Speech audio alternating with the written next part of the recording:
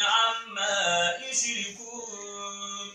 èyí tá a fi bẹ̀rẹ̀ a fi dúpẹ́ lọ́dọ̀ Ọlọ́run ni ọ̀rọ̀ wa tọ́pẹ́. قل الحمد لله وسلام على عباده الذين اصطفى. الله خير عما يشركون. adúpẹ́ bíbẹ́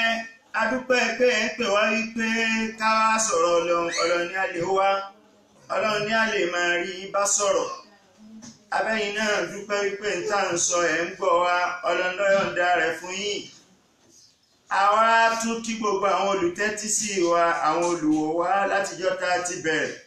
tá a ti ṣe part 1 tá a ti ṣe part 2 tá a ti ṣe part 3 tẹ́yìn wá ń jẹ́ part 4 àwa là ń lè wá wí ẹ̀yin lẹ̀ ń lè ń gbọ́ èyí tó ju wíwá àti gbígbọ́ lọ iná ní nǹkan méjì kọ́lọ́n ó ṣe nǹkan méjèèjì náà fún wa kọ́lọ́n jẹ́ ọ̀là parí ní mujtamau kó lè ṣàtúnṣe àṣìwí ọ̀rọ̀ kó lè ṣàtúnṣe wrong accusations káwọn ènìyàn ń pose against mysticism tí ń jẹ́ tasawuf àbí sufism kó lè ṣàtúnṣe rẹ̀ ení nìní. ẹlẹ́kejì náà ni wípé bọ́bá wa ṣàtúnṣe rẹ̀ ládàá ẹni tó wí àti ládàá ẹni tó gbọ́ kọ́lọ́hún má dùn wá. Àmín. nínú ìdí ọpẹ́ wa nínú ìdí ọpẹ́ wa bákan náà a kí ẹ̀yin tí ẹ̀ ń wò wá tẹ́ ń gbọ́ wa látijọ́ ta ti bẹ̀rẹ̀ lẹ́yìn tí ń pè wá ẹni tí ó pè wá ó sì send the SMS message ẹni tí ó send the SMS message in relate pẹ̀lú wa lérí Facebook kí ni gbogbo wọn wí. We are enjoying you. The lecture is interesting. You are talented. You are special. You are gifted. Mo wá wòra mi wípé gbogbo tí wọ́n ń wí jù mí lọ yìí tó bẹ́ẹ̀. Ìta ń sọ àwa kọ́la ní Ọlọ́run ọba lónìí àbádájú ọpẹ́ nìkan Ọlọ́run ló jẹ́ bẹ̀rẹ̀ pẹ̀lú pé. Qul alhamdulillahi wa salamun ala ibadihi alladhina istafa. Allahu khairun amma yushrikun. Tó bá jẹ́ bẹ́ẹ̀ mo wá kọ ẹsẹ̀ orin mẹ́ta àbí mẹ́rin nígbà táwọn ènìyàn ń kí mi wípé mo kú iṣẹ́ èmi náà yẹ kí n kí Ọlọ́run ibi tí kinní ní ti ń wà lónìí. mo wá ní min haqqillahi ala al-bashari min haqqillahi ala al-bashari hamdun wa sana'un kal-imatari. min haqqillahi ala al-bashari hamdun wa sana'un kal-imatari. فالقول إذا قلناه أتى فالقول إذا قلناه أتى من عند الله المقتدر نسكي وصلاتي أعظتي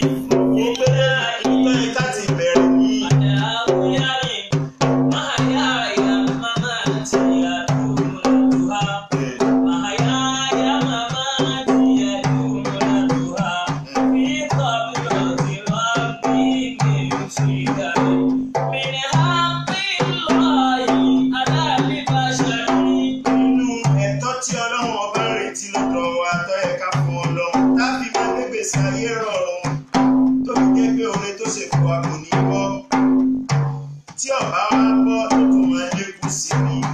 náà ni pé.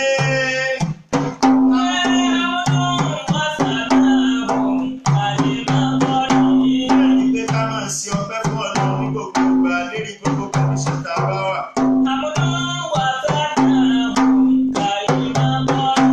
bá a bá ṣe ọpẹ́ fún Ọlọ́run ká tún ṣe ẹ̀yìn fún Ọlọ́run ká ṣe méjèèjì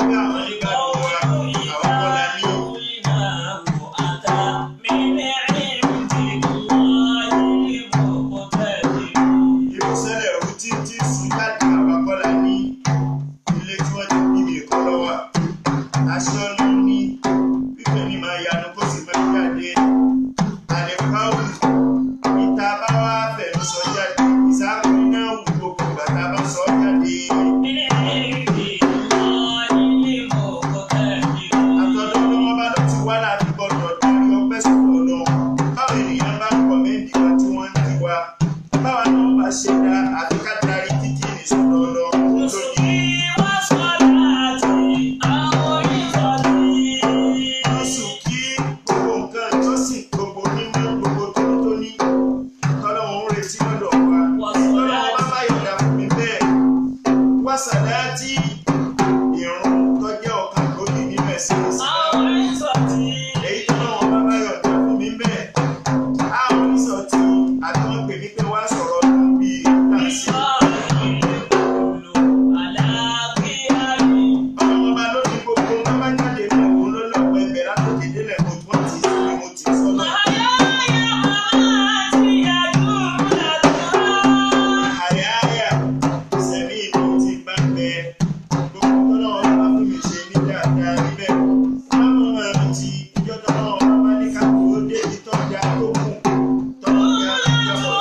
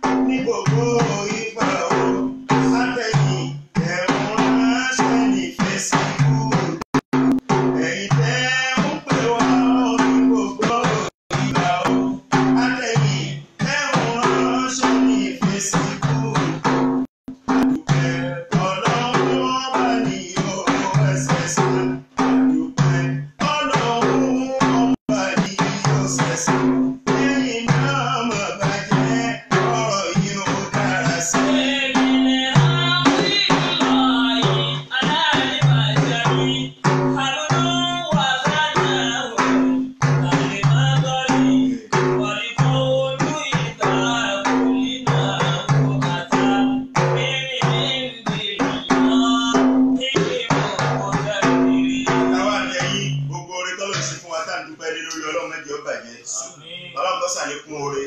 Suratul Fatiha. بسم الله الرحمن الرحيم الحمد لله رب العالمين الرحمن الرحيم مالك يوم الدين إياك نعبد وإياك نستعين اهدنا الصراط المستقيم صراط الذين أنعمت عليهم غير المغضوب عليهم ولا الضالين آمين. Ní ìjọ tá a bára wa sọ̀rọ̀ kẹ́yìn lórí tọ́pìkì tá a ń bára wa sọ̀rọ̀ lé lórí tá a ń sọ̀rọ̀ nípa tí ń jẹ́ tasawufu, impact of tasawuf, ìlapa tí tasawufu lára tó lápa. Ẹ nígbàgbé wípé a ti sọ̀rọ̀ definition tasawuf. Lẹ́yìn definition tasawufu a sọ̀rọ̀ nípa bó la ṣe lè locate tasawufu nínú Al-Qur'ani. Náà ni àtasawufu wà Al-Qur'anu. Lẹ́yìn eléyìí ni a wá sọ̀rọ̀ nípa òpó mẹ́fà tí àfáà wa Abul Qasim al-Junayd al-Baghdadi tí Ọlọ́run bá nà ró jáde lẹ́yìn ìgbà tí ọ̀sá Ànábì mọ́, tí ọ̀sá wọn sàhábà mọ́, tí ọ̀sá wọn tábìún náà mọ́, tí ọ̀sá wọn tábìún náà mọ́. Ọlọ́run náà ró àfáà wa Abul Qasim al-Junayd al-Baghdadi jáde wípé kọ́ wá rìfáìn ojú ọ̀nà tasawufu. Òpó mẹ́fẹ̀ẹ̀fà tó wá gbé kalẹ̀ fún tasawufu àti sọ̀rọ̀ nípa ẹ̀. Ìjẹ́ subtọ́pìkì ẹlẹ́ẹ̀kẹta lẹ́yìn ìgbà tá a sọ̀rọ̀ definition tí ń jálá kọ̀kọ́, tá a sọ̀rọ̀ bó la ṣe lè locate tasawufu nínú Al-Qur'ani tí ń jẹ́lẹ̀ kejì, tá a sọ̀rọ̀ the 6 principles of tasawuf tí ń jẹ́lẹ̀ kẹta. Ẹlẹ́kẹrin ni pé a wá locate ìkọ̀ọ̀kan nínú principle mẹ́fẹ̀ẹ̀fà yìí, a locate ẹ̀ lọ́nà Al-Qur'ani táwọn alákatakítí tí wọ́n láwọn fẹ́ máa tako tasawuf tí wọ́n fi mọ̀ pé tá à ń ṣe kìí ṣàdádálẹ̀ nítorá yìí wọlé nínú Al-Qur'ani ní ìjẹ́lẹ̀ kẹrin. Lẹ́yìn ìgbà òní la wá wo bó ní tasawufu ti bẹ̀rẹ̀ asọpásìkò Ànábì ní sallallahu alaihi wasallam. A wá sọ̀rọ̀ nípa àtasawufu wa Nabiyyu sallallahu alaihi wasallam. Bó ní Ànábì ṣe ṣe tasawuf, a sọ̀rọ̀ nípa rẹ̀. Lẹ́yìn a sọ̀rọ̀ nípa erípa tí tasawufu mú wá lára oúnṣe Ọlọ́run níbi ìwà. Ànábì ní istighfafu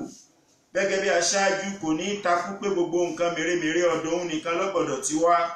Nítọ́ bá wá látọ̀dọ̀ sàhábà àbáwá lọ́dọ̀ ẹlòmíì, bó ṣe Ọlọ́run bá ti rí pẹ́kọ̀ ń bẹ́ẹ̀ ọgbọ́n ń bẹ́ẹ̀ yóò gbà wọlé yóò sì máa mú lò. Inú ẹ̀ ní sunnatul azan. Ànábì kọ́ lọ́lọ́run fún ọmọlẹ́yìn rẹ̀ lọ́lọ́run bá fi hàn bá ṣe máa pèrún. Náà ni Abdullahi ibn Zayd ibn Abdi Rabbihi a sọ̀rọ̀ tànẹ́bì àti tasawufu lọ gbáà. Lẹ́yìn eléyìí ni tí ń jẹ́ subtopic ẹlẹ́ẹ̀karùn-ún. Subtopic ẹlẹ́ẹ̀kẹfà iná ní àtasawufu wal khulafa'u rashiduna, àwọn khalifa mẹ́rẹ̀ẹ̀rin tí wọ́n gbapò lẹ́yìn Ànábì, Sayyidina Abubakar, Sayyidina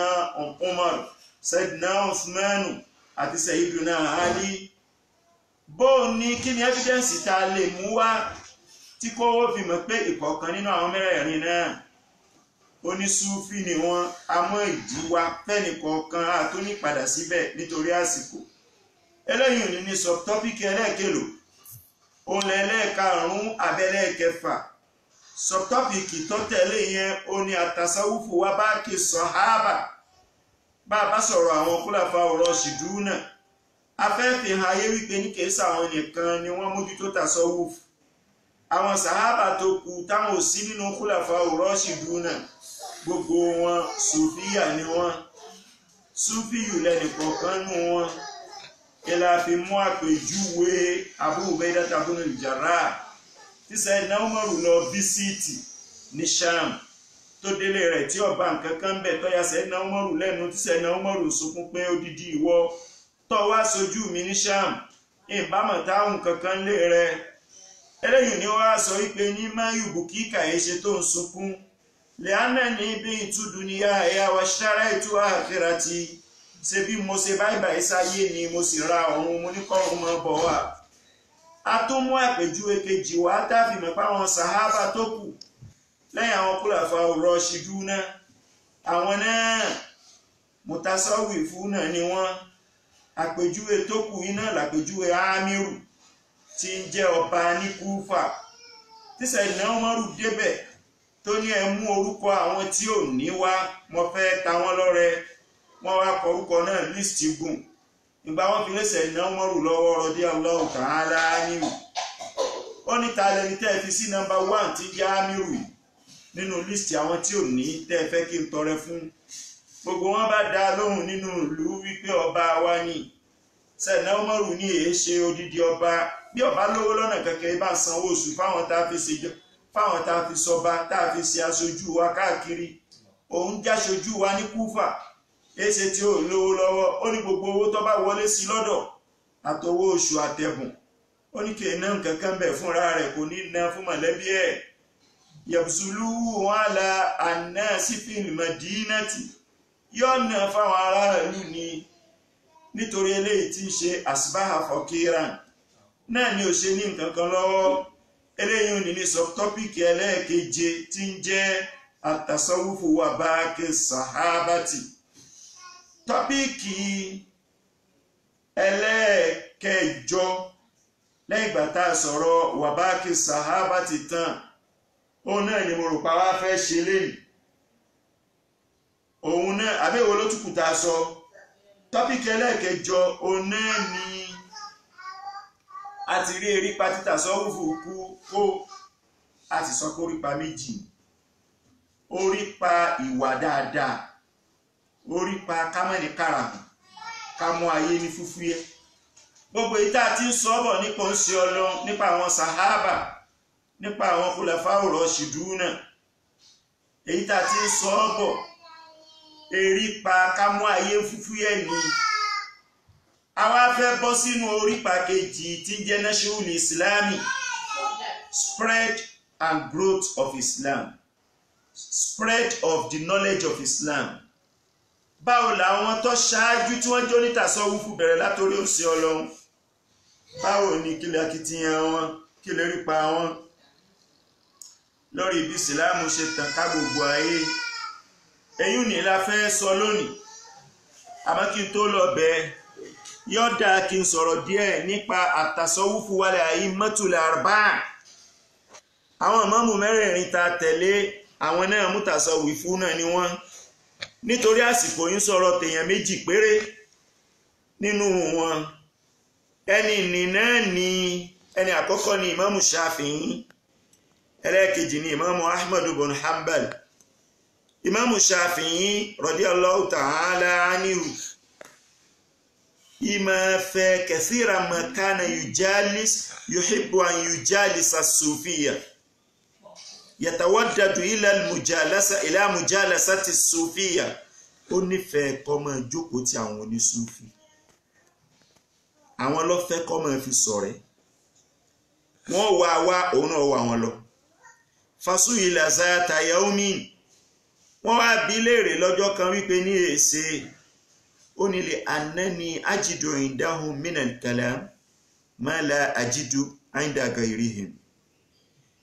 àbí astafidu minhum ma lam astafid min gairihim màmá ṣàǹfààní látara wọn ní tèmi ìrànfààní ẹ̀ ṣe lọ́dọ̀ ẹlòmíì tó yàtọ̀ sí wọn Ṣèbánù Rọ́yìn nínú àgbà àfọ́ onísúfí ni òun àti Imam Shafi wọn jọ lògbà ni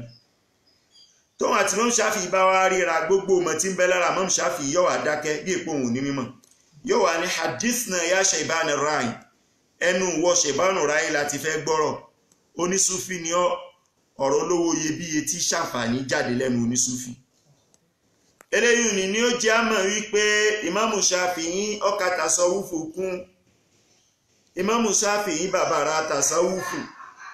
Ìmáàmù Ṣáfi'í yóò sí nínú onímọ̀ tí ń sọ wípé ní ti tasawufu báwo ni lẹ́yìn tí ọdá ká sọ̀rọ̀ nípa Ìmáàmù Málìkì náà Ìmáàmù Málìkì la tẹ̀lé ní this part of the world ní Áfíríkà wa ń bí mọ́sàbí ẹ̀ là ń lò gẹ́gẹ́ bó ṣe jẹ́ wípé níbẹ̀yàn bá lọ Asia South East Asia ní Indonesia mọ́sàbí Ìmáàmù Ṣáfi'í ni làwọn ń lò ń bẹ̀ tí wọn Ìmáàmù Málìkì nusiba ilayhi dhalika al-qawl al-mashhur gbólóhùn kan bẹ tó gbajúmọ̀ gbogbo èèyàn lọ́mọ gbólóhùn Imam Shafi Imam Maliki ló sọ ọ̀rọ̀ ń gbé ipò ó ń gbé títóbi ó ń gbé àpọ́nlé fún tasawufu ni tasawufu táwọn kan fẹnu tiwọn ẹnu lálàṣe tiwọn lọ́dọ̀ tiwọn tí wọ́n láwọn fẹ́ máa fẹnu ẹ̀tẹ̀ kan tọ́jẹ́ pé ẹnu ẹ̀gan ni ò lè dé kò lè kan tasawufu ọ̀dọ̀ àwọn tí ń sọ iná lọ̀rọ̀ wọn padà sí. Kí ni Imam Maliki wí? Imam Maliki ní man tafaqqaha walam yatasawwaf man tafaqqaha walam yatasawwaf ẹni ó bá dúró ti mímọ̀ nù tírà nìkan kéwú nìkan ni mo gbájúmọ́ walam yatasawwaf tó lóun ó ṣe báyìí sí tasawufu tó lóun ò ní ṣe tasawufu Imam Maliki ní fàkọ́dítà fàṣákà eléyìí ni yọ padà yapò kí torí pé ẹ̀kọ́ rẹ̀ tí tasawufu máa kọ́ ni tí máa kọ́ onímímọ̀ tí òfin ní jẹ́ kí mímọ̀ ogun onímímọ̀ kò lè rẹ́kọ̀ọ́ nìkan gbà tí ó bá ti ṣe tasawufu. Imam Maliki tún tẹ̀síwájú nínú gbólóhùn rẹ̀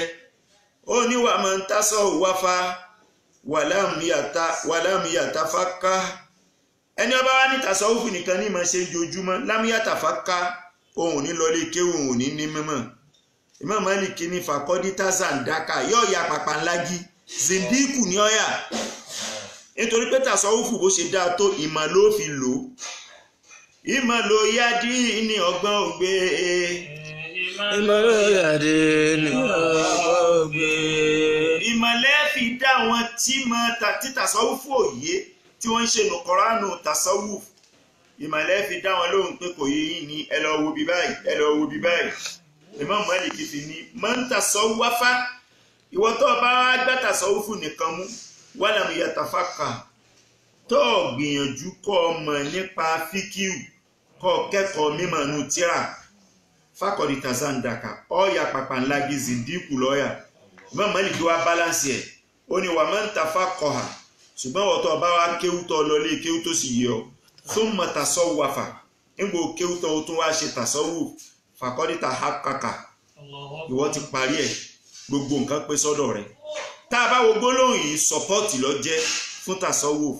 lọ́dọ̀ Imam Malik ọ̀kan nínú àwọn al-Imamul arba'a tá a ní nínú Islam. Ẹlẹ́ẹ̀kẹta iná ní Imam Ahmad ibn Hanbal tí wọ́n máa ń lọ àwọn alákìídà tàṣádùdù máa ń lọ́ra wọn mọ́ lọ́rùn pákìídà rẹ̀ làwọn ń ṣe. Imam Ahmad ibn Hanbal ọgbà tasawufu wọlé tí ò sí èméjì ń bẹ nítorí pé lásìkò ẹ̀ mo rò pé mo ti sọ ńjọ́ òní òun ni wọ́n lọ bá wípé tasawufu yìí ń rùn sí wa nínú ìlú èyí tó lóun jẹ́ àfa àgbà fáwọn tasawufu kí ló kọ ẹ̀ Harithul Muhasabi afẹ́kọ̀ọ́ ṣe ìsìdáàrù fatiwa tí ó ṣe ìbùtọ́lù ní tó lóun ṣe nì tí ó fi hàn gbogbo ayé pé ti ṣe wà valid nínú ẹ̀sìn. Imam Ahmad bin Hanbal ó ní la af'al hatta astami'a ilayhi ẹ jẹ́ ń lọ bí tí wọ́n ti ń jókòó tasawufu wọn kí n gbọ́rù tí wọ́n ń ṣe ń bẹ̀ ní tí n bá gbọ́ ń bẹ̀ ní ó júwe fún mi bóyá màá harama rẹ̀ bóyá ìní àbùtọ́là rẹ̀ lọ́ba lọ ń gbò débẹ̀ ọba bá ti Harithul Muhasabi yatakallam an qalbil mu'min wa ikhlasil mu'minin wa amma hiyatil márífà wà máa ń yíyá tí àárí fi náà ń sọ̀rọ̀ nípa bó lọ́yẹ kọ́kàn múmi ní orí ń sọ̀rọ̀ nípa pé gbogbo iṣẹ́ tí múmi ní bá ṣe ó yẹ kí sincerity ìwọ máa wà ń bẹ̀ kó yin iṣẹ́ yẹn nù fọ́lọ́hun kọ́mọ̀ ṣe nítorí ojú ayé ń sọ̀rọ̀ nípa pàtàkì tó wà fún ká ní mímọ̀ àti pàtàkì tí ń bẹ fáwọn tó bá ní mímọ̀ ó sì rí wípé ní àwọn àtìbáhùn rẹ̀ tí wọ́n ń gbọ́rọ̀ Al-Harithul Muhasabi àfọ onísúfí àgbà lásìkò Ahmad ibn Hanbal ó rí wípé kánú yẹskutu na sùkú tántá mẹ́ khafitan wọ́n dákẹ́ jẹ́ ka aná àlàròhó sí inú tọ́ira gẹ́gẹ́ bí ẹni wípé ẹyẹ ń bẹ lérí wọn tí wọ́n ń bẹ̀rù pé táwọn bá mẹ́ra sọ́tún díẹ̀ ẹyẹ nílé fò lọ àtàbàkáwó wọ́n dákẹ́ jẹ́ wọ́n sì gbádùn ọ̀rọ̀ àfá onísúfí àfá àwọn àgbà àtàbàkáwó ari wọn fi sunkún Ahmad ibn Hanbal tóun náà yọ̀rọ̀ wọn gbọ́ kọ̀mọ̀gbà tóun náà sunkún pẹ̀lú àwọn jàmáà àwọn mùrídí ìní Ahmad bin Hanbali bá délé ló bá pe àwọn tí wọ́n dààmú ẹ̀ wípé ṣe tẹ ẹran mi ẹni tẹ ẹran mi sí ẹ̀ṣìyàn mú o ìtẹ́lẹ̀ yìí gbé dání ntọ́ da ni tàṣọ́wùfù torí ntí mo bá ti ń wí ntọ́ da ni ntínú ọlọ́wọ́ bá ń dùn sí ni ó ní mo ra ẹ̀tùká àwùláyì àwọn ìjọ tí mo lọ́dọ̀ wọn tẹ ẹran mi sí mo ra ẹ̀tùká àwùláyì mo fẹ́ mọ́ rí rújọ wọn. wàlá sami'tu fi ilmi al-haqqi aw fi kalami al-haqa'iqi mithla kalami dhalika ar-rajul ká máa sọ̀rọ̀ ọlọ́run ọba àlékè ọlá tó jẹ́ pé òótọ́ pàápín òótọ́ ọ̀dọ̀ ẹ̀ lọ́wọ́ ultimate reality mo fẹ́ mọ́ ti pàdé irú ọ̀rọ̀ bẹ́ẹ̀ lẹ́nu ẹnìkan rí Tayo Harisul Muhasadi tẹ́yìn ní kí n ṣe ìbùtọ́lù tí ń ṣeun èyí tí àwọn mọ́mù wí alimọ́mù làrúbá àwọn tá a dákọ̀ wọn ní èyí àwọn tá a dákọ̀ nínú wọn èyí tí wọ́n wí support ní jẹ́ fún tasawufu ní àbí negation ó ń support ẹni eléyìí ni subtopic ẹlẹ́ẹ̀kẹjọ wa at-tasawwuf wal a'immatul arba'a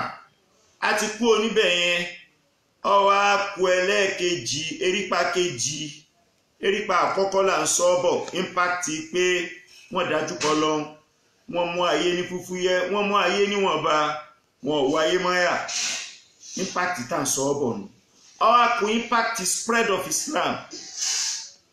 ìsìláàmù tẹ́yìn jẹ́ lónìí ẹ̀yin tẹ́ ń gbowó láti sùdíà tẹ́ ń sọ pé ká má ṣe tàṣọ́wùfù mọ́ ìsìláàmù yẹn ìbá ti ṣẹ́kù tí ẹ bá sọ̀rọ̀ àwọn afọ́ntàṣọ́wùfù àná báwọn afọ́ntàṣọ́wùfù àná sì ṣe dá àwọn afọ́ntàṣọ́wùfù tó dá ṣẹ́kù ibi tá a bá ti rí ntọ́ jẹ mọ́ láìfí lọ́dọ̀ àwọn onítàṣọ́wùfù á bára wa sọ́nà kó tó di páparí ẹ̀ ìrí láìfí ni ọ̀wá sọ pé ní kò sí ntọ́ dáa tó kù mọ́ nínú tàṣọ́wùfù kò sọ pé kò sí ntọ́ dáa tó kù mọ́ nínú tàṣọ́wùfù ẹni ọba torí eléyìí ni tó bá sọ pé kò sí ntọ́ dáa tó kù mọ́nù tàṣọ́wù àpèjúwe rẹ̀ dà gẹ́gẹ́ bí ẹni tó wẹ ọmọ sínú ìṣúsẹ̀ ó wá fẹ́ da omi tó fi wẹ ọmọ kù ó fẹ́ dànù ó bá da ọmọ náà nù pẹ̀lú omi rárá o you don't throw away the bath water with the baby. nínú mo wá gbé látòrí àná Muhammad orí tí mo fi kó bá mi kà á. musahamatun jabbaratun ikramina rijali madaw ahli tasawufi wal ibar humu sahamun fi dini nashra wa nusratan wa majhuduhu min ajlihi dinu muntashir wa awwaluhum ta'a nabiyyu Muhammadun sallallahu alayhi wa sallam wa ashabuhu wattabi'una ala al-athar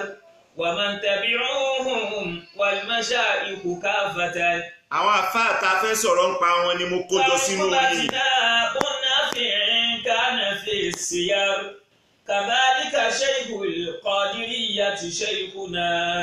wa ahmaduna shaykhu tijani abul fikar abul abbas ahmadu ọmọ muhammadu ni Gazali wal magili wa fodio sheikh Gazali imamu Gazali sheikh abdul karim al magili at-tilmisani nínú àwọn tí wọ́n gbìyànjú lójú ọ̀nà ìsìlámù lánàá tá a fẹ́ sọ̀rọ̀ wọn nù sheikh alimi duduar wa ahmadu bamba sheikhu alimi dudurar nínú wọn náà ni Ahmadu Bamba ní Senegal nínú wọn náà ni sheikhu alimi nílọrin wa Senegalu fiha sheikhu Iyasu Barham bàbá wa lọ Kaula ní Senegal sheikhu wa Ibrahim Iyasi Kaula ndembe a fẹ́ sọ̀rọ̀ díẹ̀ nípa tí ẹ̀ náà wala sheikhu kabara wa solati laule athar bolo pé o wa nasiru kabara wa solati laule athar àfáà àgbà ní Kánò lọ́hùn tó jẹ́ ọ̀gá gbogbo Kàdìríyà Àsìnìájì Alikabari Alikanawi Al-Ash'ari Al-Maliki ní Kánò lọ́hùn tí wọ́n tẹ̀lé sí Kánò lọ́hùn tí wọ́n jẹ́ ọ̀gá àgbà fún Kàdìríyà ní gbogbo West Africa a fẹ́ sọ díẹ̀ nípa tiwọn náà a wá fẹ́ sọ̀rọ̀ nípa yọ́múlá yọ́mẹ́yìn Sheikh Salati ọ̀gá tiwa nílẹ̀ Yorùbá nù ni.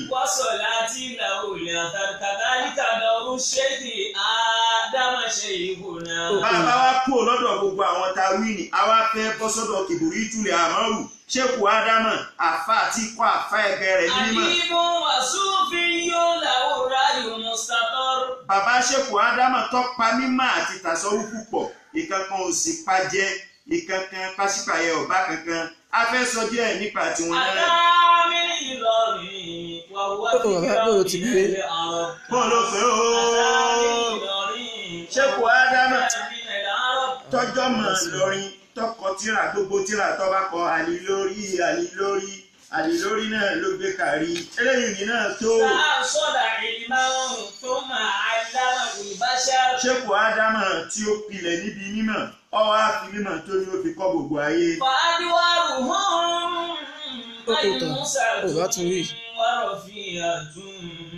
Iṣẹ́ táwọn àfá àtàdákọ̀ wọn èyí ṣe àtàwọn míì tá à nílẹ̀ mẹ́nu lọ́dọ̀ wọn Màlìmúsà tún kò sẹ́ni tí ó lóhùn òríṣẹ́ náà iṣẹ́ náà ga tayọ kéèyàn lóhùn òrí.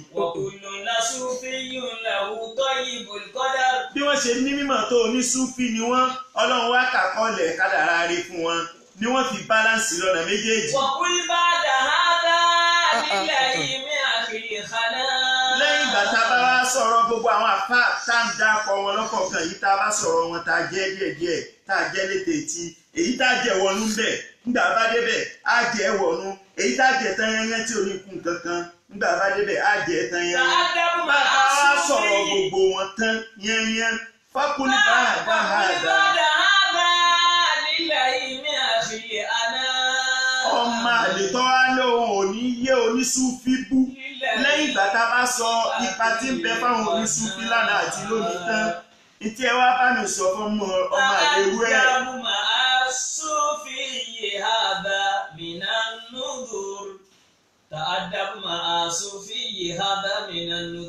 Ẹ wá bá mi sọ fún wípé níta ádábùmá àsùnfìyì lọ kọ́ bí wọ́n ṣe lẹ́kọ̀ọ́ tí wọ́n fi ẹ̀kọ́ bá onísúfí lò.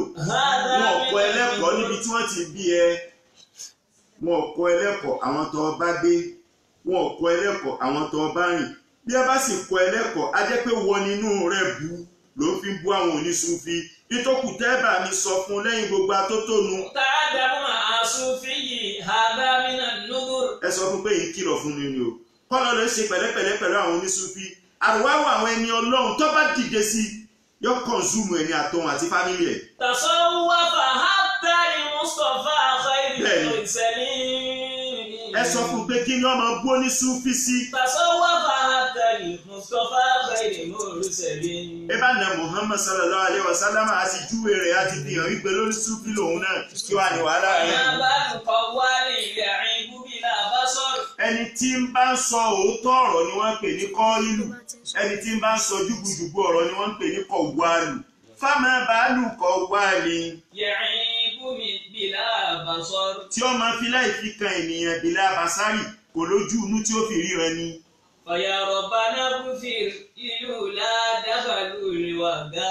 Ọlọ́run o, wá bá a ṣàpèjú, wá bá a ṣàlékún kẹ́, bá a ṣàforíjì fún àwọn tó jẹ́ pé àfá onímọ̀ ni wọ́n àfá onísúfí ni wọ́n ti lọ àmọ́gbà tí wọ́n ń bẹ láyé nítorí kí ìsìlámù ò lè bá ga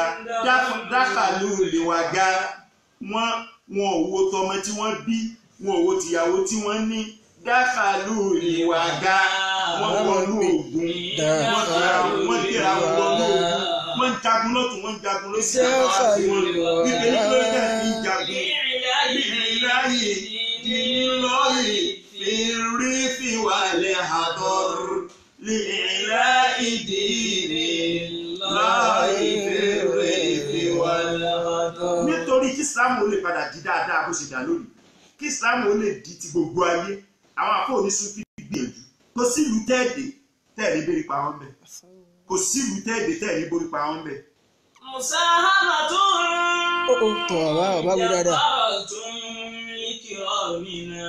Contribution ńláńlá iná làwọn alápọ̀nlé wa nínú tasawufu nínú ìsìlámù iná ni wọ́n ṣe fún ìsìlámù. Mùsàlá tó ń jẹ́ bàbá tó ní kìrọ̀ mi náà ìjà ní màgọ́ ahálẹ̀ ta التصوف والعبر. àwọn onítàsọ́wúfù nínú ìsìláàmù tí wọ́n ní mímọ̀ tí wọ́n tún yà lọ́nà tàsọ́wúfù ọkùnrin ńláńlá ni wọ́n rìjálù ni wọ́n bọ́lọ́wọ́n ọba bá fẹ́ ròyìn èèyàn tó tóbi pin yóò wá pè é ní rìjálù irú rẹ̀ ń bẹ nínú àlùkùránì ó ní mínà ni mú mí ní ilẹ̀ rìjálù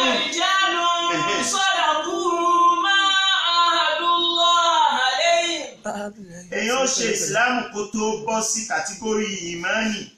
ọlọ́run ní nínú àwọn tí wọ́n bá ti bọ́ sí kàtígórì ìmánì. rìjálù sọ́dàkù. àwọn àkàndé èèyàn kan bẹ kò sóko tá a lè pè wọ́n tayọ ká pè wọ́n ní rìjálù.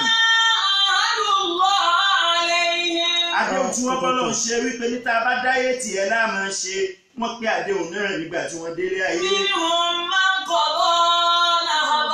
lérí pé wọ́n pé àdéhùn yẹn lọ́wọ́ wọn kọ̀ bọ́ bẹ́ẹ̀ni wọ́n bá tán lé lérí àwọn kan pé àdéhùn ní lásìkò ìgbà tí wọ́n ń pè lọ́wọ́ tí wọ́n ń jagun sọ́tún jagun sósì nítorí kí ìsìlámù ó lè bá a ga nínú àwọn onítàsọ́wùfù wọ́n sì tán síbẹ̀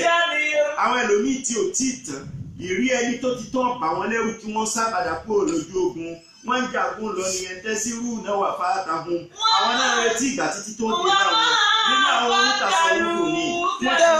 sóko wọn ìyá lóde sọ wípé ríjà ni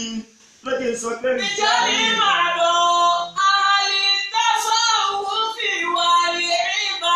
wọ́n ní contribution tó pọ̀ lórí bí ìsìláàmù ṣe dàgbà sókè èéṣe tẹ́nìkan máa fẹnu àtẹ́ ẹnu ẹ̀gàn tí ó máa fi wo tàṣàwùfù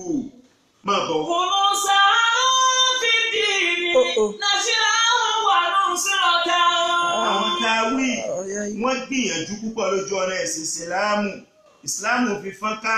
ń bọ̀ fọ́nká tán wá ní sàrátàn wọ́n ran ìsìláàmù lọ́wọ́ wípé ní ẹ̀sìn ọlọ́ni àbùkù ò ní bá afẹ́kọ̀ọ́kọ̀ sí kọ́mọ̀ máa nílé kan kọ́mọ̀ máa ládùúgbò kan kọ́mọ̀ máa ní ìlú kan kọ́mọ̀ máa ní orílẹ̀-èdè kan kí ìsìláàmù òdì tó kárí ayé. wà á jí hùdùn mi ní ajílì dínú mú tẹ́sí. ọlọ́run wá fàlùbáríkà ṣiṣẹ́ tí wọ́n ṣe ìsìláàmù wá di tó fọ́nká yẹ̀lẹ̀yẹ̀lẹ̀ ìsìláàmù tó jẹ́ pé njọ́ tó ń ṣe ọlọ́run fẹ́ bẹ̀rẹ̀ ká tó kù. wà á wà lóńtọ́ ànábì Muhammadu. alákọ̀ọ́kọ́ nínú àwọn onísúfí iná ìlànàbíwá Muhammad kí ni tànàbí ṣe lórí àti fún ìsìláàmù ká mo ti sọ fún wa kọjá nínú Suratul Káfì wípé ọlọ́wọ́n bá sọ fún ànábì wípé ní darapọ̀ máwọn tí ń ṣe ìtàsọ́wọ́fù.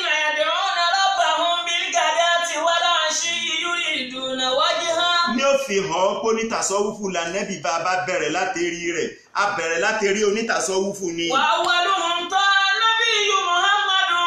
wà á sábùhù wà tàbíùnà alálẹ́ afẹ́. ànábì wa Muhammad onítàsọ́wùfù ni òun ló gbìyànjú lórí bí ìsìlámù ó ṣe fọ́nká òun làkọ́kọ́ ẹni tó sáhámà torí pé láti gbà tọ́lọ́run ọba mi àlékè ọlá ti pè é tọ́rọ màláíkà Jìbìrìlù sí wípé ìkírá. bísmí rabbikal ladhi khalaqal insana min 'alaqin ikra wa rabbukal akramul ladhi 'allama bil qalam 'allamal insana ma lam ya'lam. tí ń pẹ́ máa nábì kọ́ rí ìmọ̀ nǹkan kọ òmíyù lànàbì ní tí ń jẹ́ òmíyù iná lọ́mọ yẹ́ látara màmá òmíyù ẹni tí máa ń lọ́mọ tí máa ń lọ́mọ màmá ń gbogbo ìgbà bí ààrẹ sílẹ̀kùn tí ń lọ ọ̀ta yóò fẹ́ kún tẹ̀lé bí ààrẹ kú oníta tó fẹ́ wọlé yóò fẹ́ kún tẹ̀lé òmíyù lànàbì kò jẹ́ ká nàbì ọmọ kọ ọkọ̀ lọ ilé ẹ̀kọ́ kò jẹ́ ká nàbì ọmọ kà ànábì wa délé ńgbà tó gba mẹ́sẹ̀jì àkọ́kọ́ tó ń sọ fún ìyàwó ẹ̀ ìyàwó daṣọ bò ooru dé ànábì nítọ̀ ọlọ́run ti rán mi iṣẹ́ ó ti sọ mí dà ànábì ó ti sọ mí di òṣìṣẹ́ ọlọ́run ẹ̀yà gba ìsìláàmù lọ́wọ́ mi ẹ̀sìn tó ní polówó fún gbogbo ayé mi nì àkọ́kọ́ ẹni ọkọ́ gba ẹ̀sìn ní lọ́wọ́ sí ọlọ́run sallallahu alaihi wasallam iná níyàwó rẹ̀ obìnrin alálùbáríkà ìtọ́kọ ń bá ń ṣe obìnrin alálùbáríkà máa dúró tọkọ lórí ẹni yóò máa ná ọ̀sán rẹ̀ yóò máa ná òru rẹ̀ nítorí kọ́kọ́ ó lè ṣàṣeyọrí eléyìí ni yóò máa jálùbáríkà fóun náà ànábì ní ọwọ́ polówó ìsìláàmù Khadija gbà á lọ́wọ́ ẹ̀ ó dé ní lẹ́yìn Khadija ọmọ tí ń bẹ lọ́dọ̀ ẹ̀ tí ń mójútó Zaidu ọmọ Harisa ọgbà lọ́wọ́ ẹ̀ ó di méjì. Ali ọmọ Abu Talibi òun náà ń bẹ lọ́dọ̀ ànábì ọgbà ìsìláàmù lọ́wọ́ ànábì sallallahu alaihi wasallam wọ́n di mẹ́ta. Gbogbo àwọn tá a dákọ̀ yìí mina alìlì bẹ́ẹ̀tì ni mubasharatan àwọn tá ànábì ní kápá lérí wọn ni. Lẹ́yìn tìyẹn lẹ́yìn tẹ́lẹ̀yìn ni iná ni ànábì wá pe extended family wípé mo fẹ́ polongo ìsìláàmù fún yín. Ọlọ́run ló ní kí n polówó ìsìláàmù ó kí gbogbo ayé ó di mùsùlùmí. Iná ló ṣe Ọlọ́run bá pe àwọn ọgbọ̀n nínú ìdílé extended family. Wọ́n pé níjọ́ àkọ́kọ́ ó dáná fún wọn, wọ́n jẹun, wọ́n mumi, wọ́n retí pé sọ ọlọ́rọ̀ tó fẹ́ bá wa sọ ni ó ní ọ̀sọ́rọ̀. Òun kàn pè yín sí feast ni, òun pè yín fún máa dúbà ni, wọ́n lọ lé. Nígbà ó ṣe sá ó ṣe Ọlọ́run tún pè wọ́n, ó tún fún wọn lóúnjẹ jẹ, wọ́n mumi, kò sọ̀rọ̀, wọ́n lọ lé. Nígbà wọ́n á dẹ̀ lẹ́ẹ̀kẹta wọ́n jẹun tán wọ́n mumi tán ìjẹ́ kí wọ́n mọ lọ lé. Ànábì nímọ̀ ọlọ́rọ̀ kí ló ń ṣe Ọlọ́run wá wí? Ó ṣe Ọlọ́run wá sọ fún wọn wípé ma a'lamu insana minal arabi ja'a qawmahu bi shay'in ahsana mimma ji'tukum bihi. Ma a'lamu insana minal arabi ja'a qawmahu bima huwa ahsanu mimma ji'tukum bihi. Ìntí rí nínú gbogbo ẹ̀yà Lárúbáwá ẹni náà tó jẹ́ pé ó mú un tọ́ láǹfààní pariwá fáwọn ìjọ ẹ̀ tó ń tèmi mú wá fún yín. Ànábì sọ bẹ́ẹ̀ sallallahu alaihi wasallam ó continue ó ní wa qad ji'tukum bi khayri dunya wal akhirah. Ní tí ó bí oore fún yín láyé oore àjẹjẹ tán tí ó bí fún yín lọ́run náà lèmi ó ṣe Ọlọ́run náà ni mo mú wá fún yín. Ó ní wa inni la amliku lakum minallahi hazzan wala fil akhirati nasiban. Ìwà lè fọwọ́sọ̀yà wípé ní èrè jẹ kan bẹ fún yín tó bá dijọ́ àlìkíyàmà. Ìsì lè fọwọ́sọ̀yà wípé mo lè gba oríire kan wá fún yín àbẹ́sàn kan látọ̀dọ̀ Ọlọ́run. Illa an taqulu àyàfi kẹ́ ẹ wí tí mo fẹ́ wí wípé la ilaha illallah Muhammadun Rasulullah. La ilaha illallah Muhammadun Rasulullah. La ilaha illallah Muhammadun Rasulullah. Ànábì ní tẹ́ ẹ bá wí ayé yìí ti dá, tẹ́ ẹ bá wí ọ̀run yìí sùn wọn. Wọ́n ò ṣe hídù bí hálà kún ní ìdàrọ̀ bí kún. Èmi ọ̀wà jẹ́rìí ní tó bá dijọ́ àlìkíyàmà lọ́dọ̀ Ọlọ́run. Lẹ́yìn náà ti ṣe ṣàhádà táàní ẹ̀ ń bẹ nínú mùsùlùmí. Fa ayukum yu'aziruni ala hadal amri. Ta ni ó kún mi lórí ọ̀rọ̀ tí mo polówó fún yín? Ẹni ọkọ dìde tọkọ sọ̀rọ̀ òun náà ní Abdul Uzza ìbátan Ànábì ni ọmọ Abdul Mutalibi ni. Abdul Mutalibi náà ló bí Abdullahi tó bí ó ń sìn Ọlọ́run. Abdul Mutalibi òun náà ló bí Abu Talibi tó bí Sayyiduna Ali. Abdul Mutalibi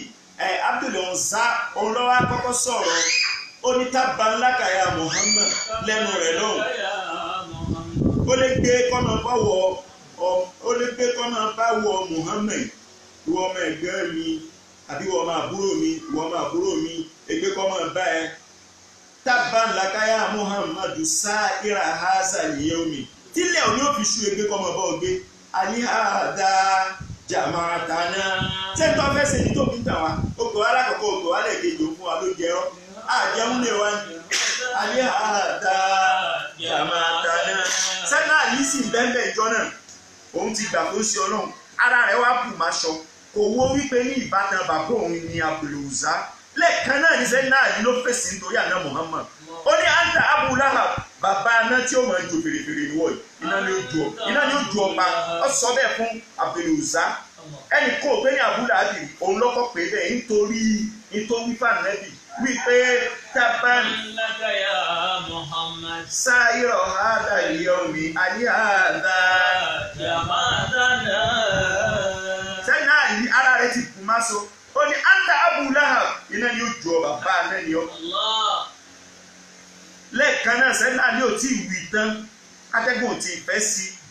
bọ́lá wọn bá sì gbà á lọ́wọ́ sẹ́yìn náà nínú ni taban tí Abdul Uzza pe Ànábì ọlọ́run ọba gbà á lọ́wọ́ Abdul Uzza ó dá kínní yẹn padà sí Abdul Uzza abúlé àbí tí àlìpé Abdul Uzza ọlọ́run ọba gbà ní òun náà wọlé ọ àpúrúkú rẹ̀ ó sọ ọ́ di àyà Al-Qur'ani ó sọ ọ́ dóko ẹ̀ iná ló bí tábàtì àdá lẹ́ẹ̀kan náà abúlé àbí ó ti dóko lẹ́ẹ̀kan náà ó ti kúrò ní Abdul Uzza.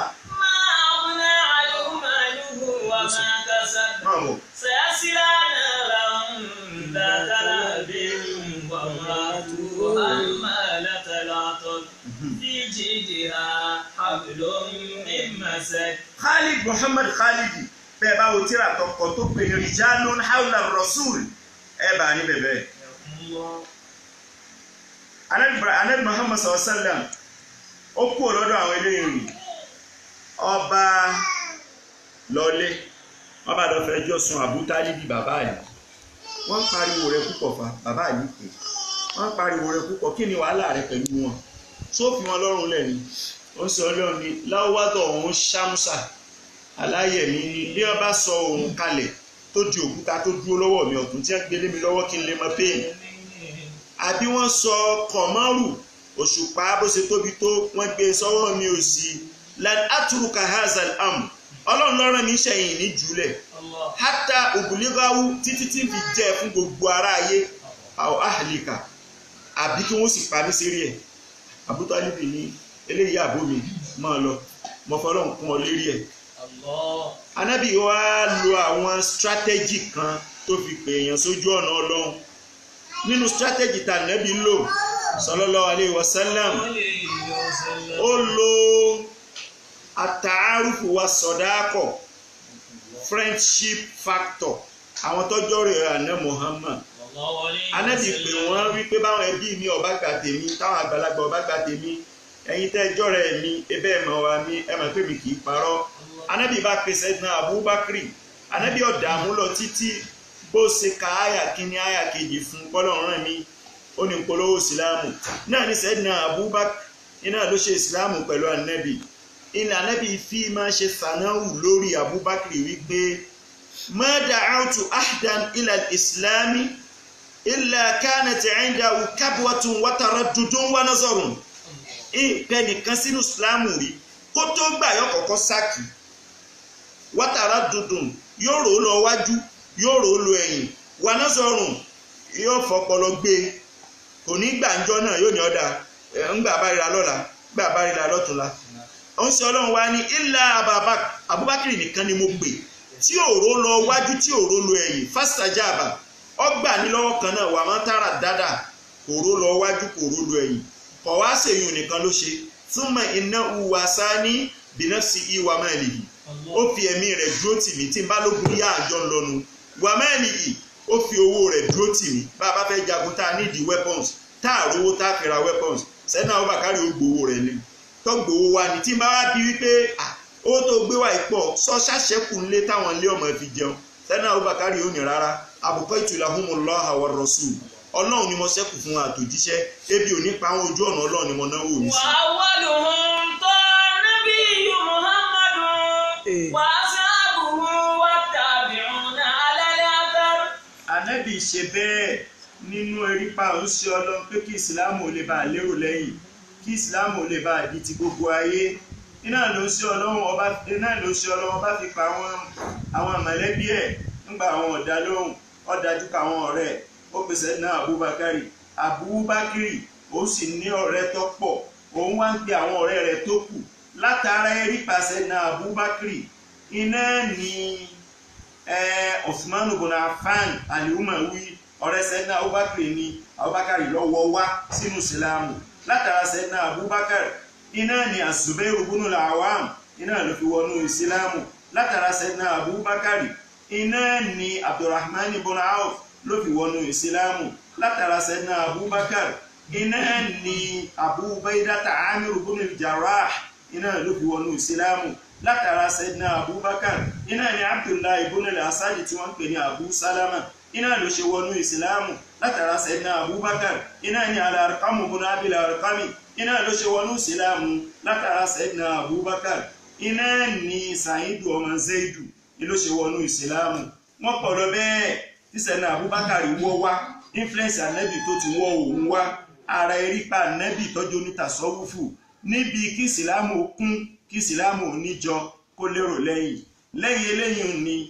ànábì wọn kọ́ gbogbo àwọn tó gba ìsìlámù yìí lẹ́kọ̀ọ́ báyìí lá ṣàlùwàlà báyìí lá kírun báyìí lá ṣàdúà báyìí lá yàn náfílà ànábì ń kọ́ wọn lẹ́kọ̀ọ́ nílé tani nílé Al-Arqam ibn Abil Arqam nínú àwọn tí sẹ̀ náà Abubakar wọ́ wá ànábì ń kọ́ wọn lẹ́kọ̀ọ́ bẹ́ẹ̀ lọ́dún mẹ́ta wọ́n ń ṣe ẹ̀sìn lọ́dún mẹ́ta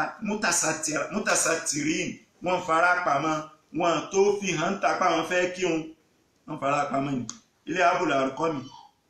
Al-Arqam ibn Abil Arqam ni wọ́n ti ṣe kó tó wá di ọdún kẹta kọ́lọ́wọ́ tó wá pàṣẹ fànẹ́bì wípé lẹ́yìn ìgbà tí Ọlọ́run ti kọ́kọ́ pàṣẹ tàkọ́kọ́ ní Suratu Shu'ara wípé wa anzir ashiratakal aqrabin. واغفر جناحك لمن اتبعك من المؤمنين فإن عصوك فقل إني بريء مما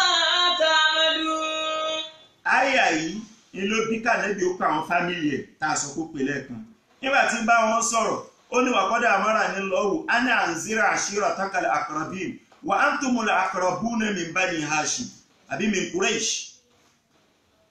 lẹ́yìn eléyìn ní gbọ́ wá dọdún mẹ́ta tí wọ́n ń ṣe ní kọ̀rọ̀ àyà ní tí wọ́n á dé ike ní ìsìdábímọ̀ tùmọ́rù wàárídíánì jahilin ibòmí ó ní ìsìdábímọ̀ tùmọ́rù wàárídíánì káfìrín ibòmí ó ní ìsìdábímọ̀ tùmọ́rù wàárídíánì mushrikina ní tí mo gbélé lọ́wọ́ baligima unzila ilayka kí ni. يا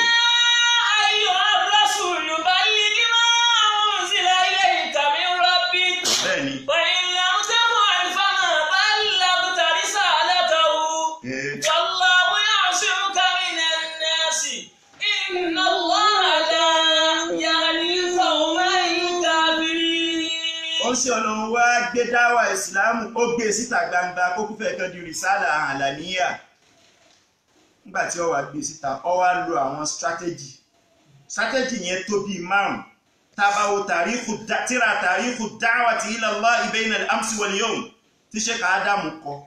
rahimahullah Ádámù Al-Ilory lójú ayé wọn tábàwò tọ́bọ̀ àtàlítà rẹ̀ 3rd edition ńgbà wọn tẹ 3rd edition ní Sheikh Ádámù sí láyé mọ́ Maulana Mudirul Markazil Sheikh Muhammad Habibullah Adam Abdallah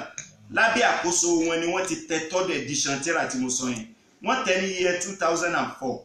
ọgbà Markazul Nur ni wọ́n ti tẹ̀ lẹ́kọ̀ọ́ tẹ́ bá wọnú tíra yẹn bóyá page 45 àbí page 145 tẹ́ bá wo bẹ̀ gbogbo mọ̀nẹ́yìn jù tí ànábì lò tó fi ṣe dáwà tí dáwà fi rọrùn tó fi ráwọn èèyàn pè wọlé sínú fold Islam Sheikh Adam treat ẹ̀ alákọ̀ọ́kọ́ bẹ̀ ó náà ni makarimul akhlaqi nínú mi ẹlẹ́ẹ̀kejì ó náà ni ad-da'watu ila Allahi ala basirati ẹlẹ́ẹ̀kẹta ó náà ni ad-da'watu bil maw'izati al-hasanati ẹlẹ́ẹ̀kẹrin ó náà ni ad-da'watu ila Allahi bil jidali billati hiya ahsanu ẹlẹ́ẹ̀karùn ó náà ni ad-da'watu bi tafwidi amri ad-da'wati ila Allahi allati huwa a'lam biman dalla an sabilihi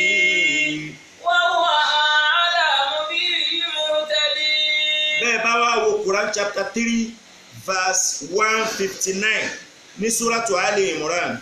Ọlọ́run sọ níbẹ̀ wípé fabima rahmatin minallahi linta lahum fabima rahmatin minallahi linta lahum walau kunta faddan ghalidhal qalbi lanfaddu min hawlik.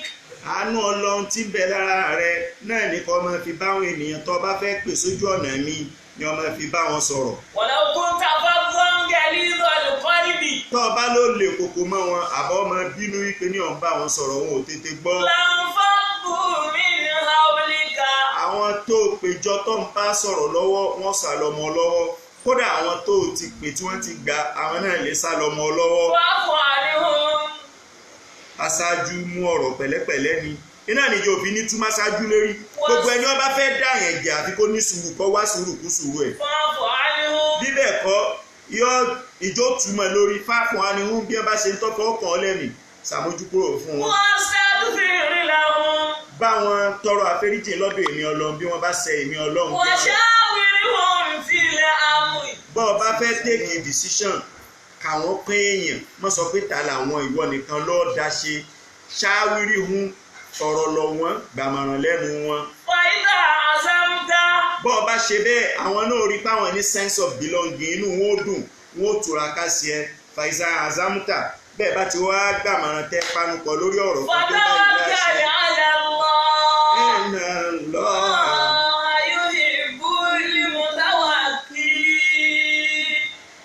ẹ gbára lọ́lọ́run ọlọ́run fẹ́ràn ẹni tó bá gbára lé eléyìí ní makarimul akhlaq ọ̀kan nínú ọ̀nà tá Ànábì gbà pé àwọn èèyàn sójú ọ̀nà Islam tó fi ráwọn èèyàn ọ̀pọ̀ tí èèyàn dá lóhùn. ẹlẹ́ẹ̀kejì nínú manhaju tá Ànábì lò òun náà ni ad-da'watu ala basira pèèyàn sójú ọ̀nà ọlọ́run pẹ̀lú mímọ̀ tó jiná koro fi tí ò yé wọn nípa ọlọ́run lo làákàyè rẹ lu ọpọlọ rẹ lo mímọ̀ tí mo fún ọ kó o fi bá làákàyè wọn sọ̀rọ̀ láti bẹ ọpọlọ wọn tají wọn farabalẹ̀. irú ẹ̀ lọ́wọ́ nínú Al-Qur'ani ibi tí Al-Qur'ani ti sọ yìí pé ní ad'u ila sabil. qul hadhihi sabili ad'u ila Allahi ala basiratin ana wa man ittaba'ani wa subhanallahi wa ma ana minal mushrikin. pẹ̀lú sójú ọ̀nà ọlọ́run pẹ̀lú mímọ̀ tó jìnnà kúrú fi mímọ̀ bá wọn sọ̀rọ̀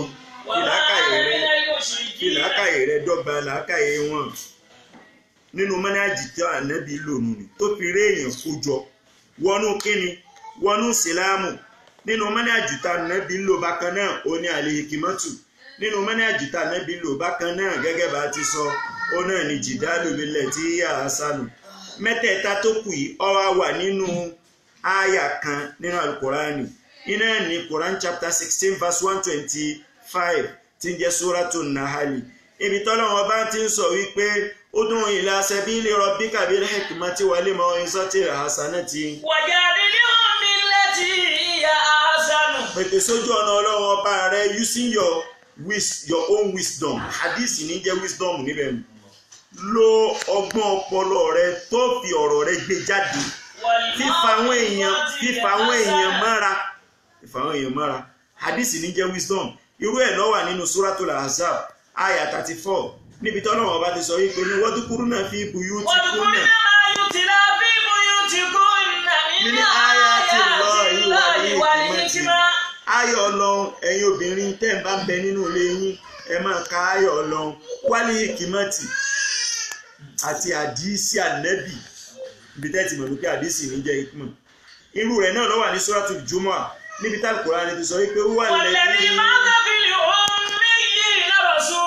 منهم يتلو عليهم ويزكيهم ويعلمهم الكتاب والحكمة وإن كانوا من قبل لفي ضلال مبين. hikima tọ́lọ́ ń lò ń bẹ̀ mìíràn hadisi ní jẹ́rẹ̀ nínú hikima hadisi tọ́lọ́ irú hikima mi náà ń bẹ̀ nínú Al-Qur'ani yóò máa jẹ́ hikima ilahiyya hikima nabawiya ilé tó bá bá dìísì wá èyí tó bá bá Al-Qur'ani wá ni ó máa jẹ́ hikima ilahiyya àbí Qur'aniyya irú ẹ̀ ló wà nínú Suratul Mulk níjọ́ tọ́lọ́hun sọ wípé ní afaman yamshi mukibban ala wajhihi ahada amman yamshi sawiyan ala siratin mustaqim. báyẹn sọ̀rọ̀ pẹ̀lú àpèjúwe exemplification illustration example tí n tó ń sọ ó fi yé tó ní dààmú lọ títí mukibban ala wajhihi ẹni tó fẹ́ rìn tó wá dorí kodò tí òwò wájú tí òwò ibi tí ń lọ ṣé lẹ́yìn òní lọ́wọ́ àmọ̀nà lọ́wọ́ adébi tí ń lọ peaceful ní amman yamshi sawiyan ala siratin mustaqim abẹ́ni tó dájú kọ wájú òwe ló fi pa ṣẹ́ni tó ṣe ìsìláàmù iná ẹ̀ ní ọjà ríbi dé sí ní lọ́dọ̀ Ọlọ́run abẹ́ni tọkọ̀ tí ó ṣe ìsìláàmù tí ń ṣe kèfèrí òwe ni irú òwe mi ní jẹ́ hikima anábì lórú ọ̀nà fi pè àwọn èèyàn sínú Islam iná wà níbi ọ̀kan lára àhàdísù ànábì àṣẹrífà tí An-Nu'man ibn Bashir gbà wá bẹ́ẹ̀ bá wo Sahih Bukhari ó ṣe takhrij ẹ̀ bẹ́ẹ̀ bá wo Sunan Ahmad ó ṣe takhrij ẹ̀ bẹ́ẹ̀ bá wo Tirimizi òun náà ṣe takhrij hadisi yẹn lọ́lọ́ báyìí wípé ó ń ṣe ọlọ́run sọ wípé sallallahu alaihi wasallam mathalul qaimi ala hududillah mathalul qaimi ala hududillah kamathali qaumin rakibu safinatan waqtasamu amakinahum thumma akhadha rajulun minhumul fa'sa yadribu bihi makanahu faqalu lahu madha taf'al faqala هذا مكاني ونسيبي أفعل فيه ما أشاء فإن تركوه غرق وغرقوا وإن أخذوا على يده نجا ونجوا Ọlọ́run ní al-qaimu ala hududillahi ẹni tó dúró lérí àlọ́ Ọlọ́run tó ló ń fẹ́ sẹ́sì ó gbọ́dọ̀ mójútó ara rẹ̀ kó sì mójútó àwọn tọrọ kiri ká. Àpèjúwe rẹ̀ dà gẹ́gẹ́ bí ìjọ kan ni tí wọ́n ń gbọ́n ojú omi lọ ibì kan. Wọ́n á wà nínú ọkọ̀ ojú omi, wọ́n pín ààyè kọ̀ọ̀kan fúnra wọn. Ìwọ jókòó ń bẹ̀ ń ààyè ti ẹni, èmi ó jókòó ń bí ààyè tèmi ni, òun náà ó jókòó ń bẹ̀ ń ààyè ti ẹni.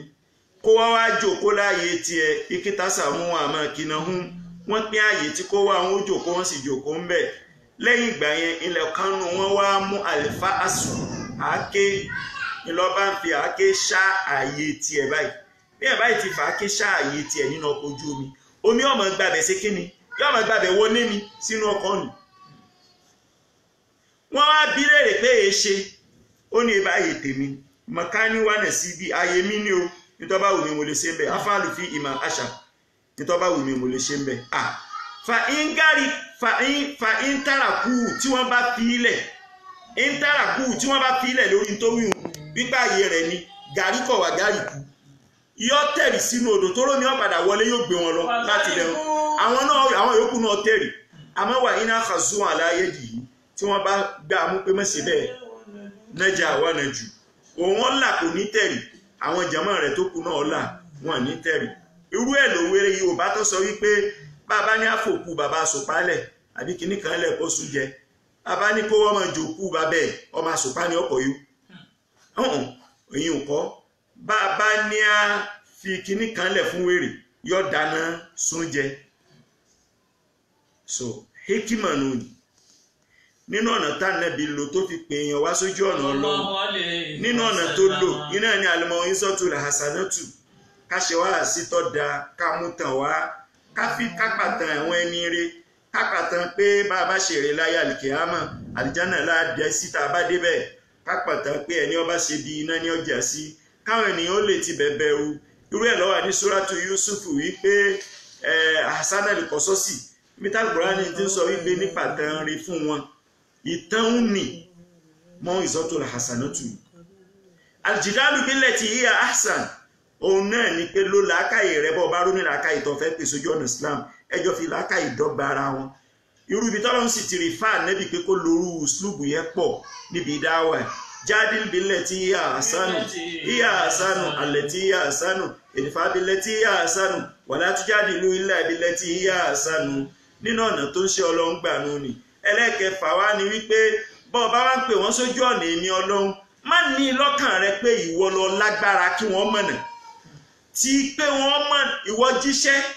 pé wọ́n mọ̀nà wọn ò ní gbà lọ́wọ́ rẹ àbí wọ́n gbà lọ́wọ́ rẹ fàwídíù ìláyà wàhálà mo bí máa ń tọ́ láṣẹ́bí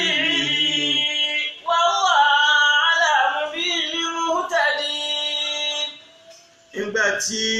Ànábì wa fẹ́ máa rán yẹn wípé èmi ń pèpè sójú ọ̀nà Ọlọ́run mo fẹ́ rán àwọn ènìyàn lọ Mẹdínà torí pé àwọn èèyàn méjìlá tí ń bẹ Mẹdínà tí wọ́n ti gba Islam wọ́n wá Mẹ́kà wọ́n ró sí Ọlọ́run ó sì Ọlọ́run polówó ìsìlámù fún wọn wọ́n wá ṣe kátàkárà ni ìgbà wọ́n padà sí Mẹdínà wọ́n kọ̀ntínú ìsìlámù àná wá wo ta níran ọwọ́ tó ń wò sí ọwọ́ amú Mus'ab ọmọ Umair ó ní awwalu sufara il-Islam the first ambassador of Islam ẹni Ànábì kọ́kọ́ ránṣẹ́ pé èmi ti pèèyàn mo fẹ́ kí Islam ò dé Mẹdínà ìwọ ni ó wá lọ bá ń jíṣẹ́ Mẹdínà Mus'ab ọmọ Umair èyí ṣe tá Ànábì mú Mus'ab ọmọ Umair ó rí pé loyalty ń bẹ lọ́dọ̀ ẹ̀ èyí ṣe tá Ànábì rí loyalty lọ́dọ̀ ẹ̀ nítorí pé Mus'ab ọmọ Umayru ọlọ́ọ̀dọ́ ń ṣe ọlọ́run ló ti lọ gba Islam nílé Al-Arqam bọ̀n Abil Arqam. Mus'ab ọmọ Umayru wọ́n fi Islam rẹ̀ pamọ́ kò fẹ́ kí ìyá rẹ̀ ọmọ torí ìyá rẹ̀ nínú àwọn tó lówó jù ní Mákà ni ó sì mọ̀ pé òun hate Islam ó hate Ànábì tọ́ba ilé gbọ́ yọkọ̀ òun lọ́mọ ni yàtàkàfà ń pamọ́ yàtàsátà kò fẹ́ kí èèyàn ọmọ pé òun ṣe Islam yọ ìyọ́ àlùwà láṣẹ yọ ìyọ́ òun ṣe ńgbà wá dijọ́ kan Usman ọmọ Talha èèyàn ìbátan mẹ́mẹ́ ni òun bá rí tọ́ yọ wọnú ilé Al-Arqam bọ̀nà Abil Arqam ọ̀dà sìkò tí wọ́n kírun ó rí pé wọ́n yọ sàlùwàlá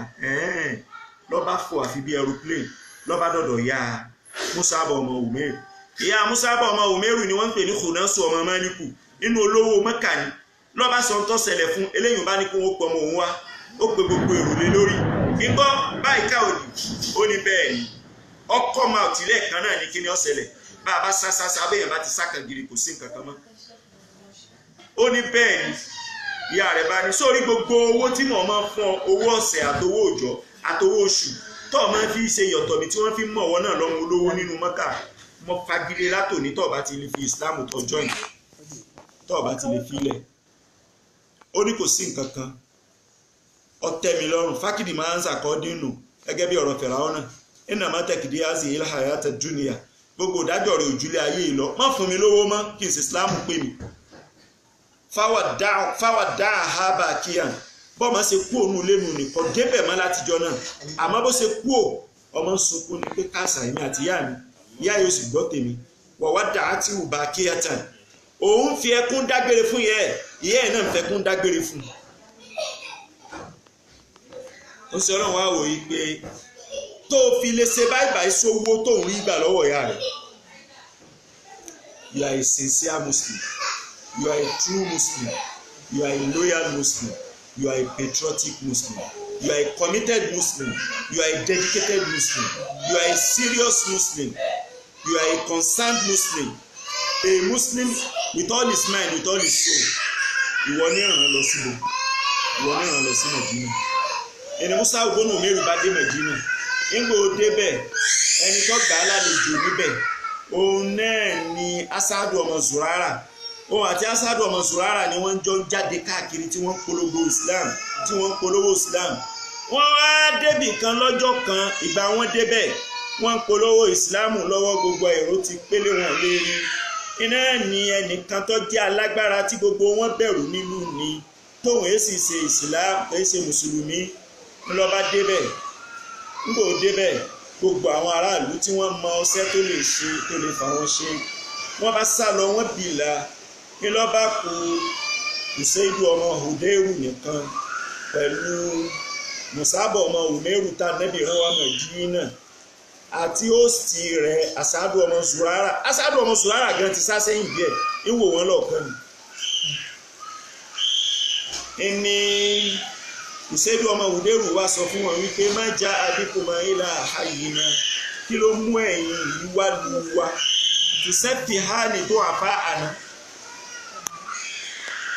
àwọn tọ́jọ́ lẹ́nu wa ẹ fẹ́ mú wọn lópin ẹ fẹ́ mú wọn lágọ̀ ẹ ń pè wọ́n sójú ọ̀nà ẹ̀sìn rọ̀kùn ẹ̀sìn wo ẹ̀yin tẹ́sì lánàá ẹ jáde ẹ kúrò nínú ìlú wa ìzákùntùmọ́ látòrí ìdánilẹ̀ fòrújá mina hayat tẹ́ ẹ bá fẹ́ kí n pa yín ẹ kúrò nínú wa èyí ò ní Usaidu ọmọ Hudairu tọ́jẹ́ òsì Mus'ab ọmọ Umayru gbọ́ lòun fi fẹ́ fẹsẹ̀ fẹ́ kọ́ mọ́ lọ Mus'ab ọmọ Umayru tá nẹ́bí rán ọ̀fẹsẹ̀ fẹ́ ọkẹ́ ẹ balẹ̀ pípẹ́ ni tọ́rán ni wá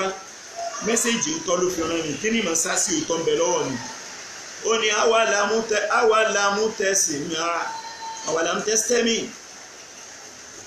awàlámútẹ́jìlís fàtẹ́sẹ̀mí jókòó náà Usaidu ọmọ Hudairu jókòó náà fàtẹ́sẹ̀mí kọ́ gbọ́n tí mo fẹ́ wí ìwọ náà gbọ́ mẹ́sẹ̀jì yẹn fa ìrọ̀bí ìta àmúranà ní tí mo polówó rẹ̀ tó bá tẹ́ ọ lọ́rùn kọ̀bílítàwù sẹ́fẹ́nu kọ́ gbà wọlé ni kí wọn náà sì dára wa wàyí kẹrin ìdáwù tó o bá lòdì sí kàfáfínà àǹkàmà tẹ́kra àpò ònù ìyá ní polówó ìsìlámù ojú bá ń lọ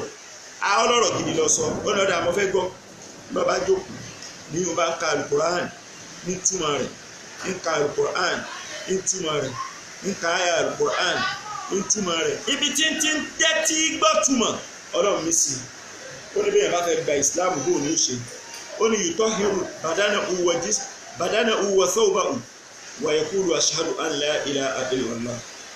wa anna Muhammadan rasulullah yóò wẹ̀ yóò ṣe mára yóò change aṣọ sí tuntun yóò wá sọ wípé ashhadu an la ilaha illallah wa anna Muhammadan rasulullah. lọ́ba ló ń ṣe tán ni wọ́n bá wẹ̀ ni wọ́n bá fi kẹ́límà lé lẹ́nu lọ́ba di mùsùlùmí sábà bíi kóun ṣe Islam torí kóun ní sayyidu banil ashhad ní Medina èèyàn ńlá ni ọ̀gágun ńlá ni balógun ni sábà bíi kóun ṣe Islam ọ̀ká ìmọ̀ye èèyàn ló torí tiẹ̀ náà gba Islam bá ànábì ṣe ń ṣẹnu ni tó fi di wípé ní mùsùlùmí ń pọ̀ sí ení èjì ẹ̀ta tànábì fi wá lọ ìgbà ànábì wá lọ sallallahu alaihi wasallam ọkàn Abubakari náà ibi tànábì gbẹ́sẹ̀ sí Abubakari ọgbẹ́sẹ̀ kó ń bẹ́ẹ̀ Abubakari náà pa àwọn èèyàn sínú ìsìlámù amógun tíṣẹ̀ ní Abubakari kọ́kọ́ jà tọ́pọ̀ jù ó náà lóògùn àwọn tí wọ́n láwọn ò ní ṣe sàkámọ́ àwọn ò ní mú sàkámọ́ mọ́ gbà tó ń sin Ọlọ́run ò ti sí mọ́ àrẹ́bí ìṣẹ́ni Abubakari bẹ́ẹ̀ bá ṣe bẹ́ẹ̀ rídà ní ọ̀sẹ̀lẹ̀ sí apostasy ní ọ̀sẹ̀lẹ̀ sí o you will become apostate èyí tá ṣẹ́ni Abubakari fèsì tọ́pọ̀ jù gbà tiẹ̀ ní nígbà sẹ́yìn Umaru dé bẹ́ẹ̀ sẹ́yìn Umaru ibn al-Khattab radiyallahu ta'ala ní ìka orin ní díẹ̀ kí sí ní.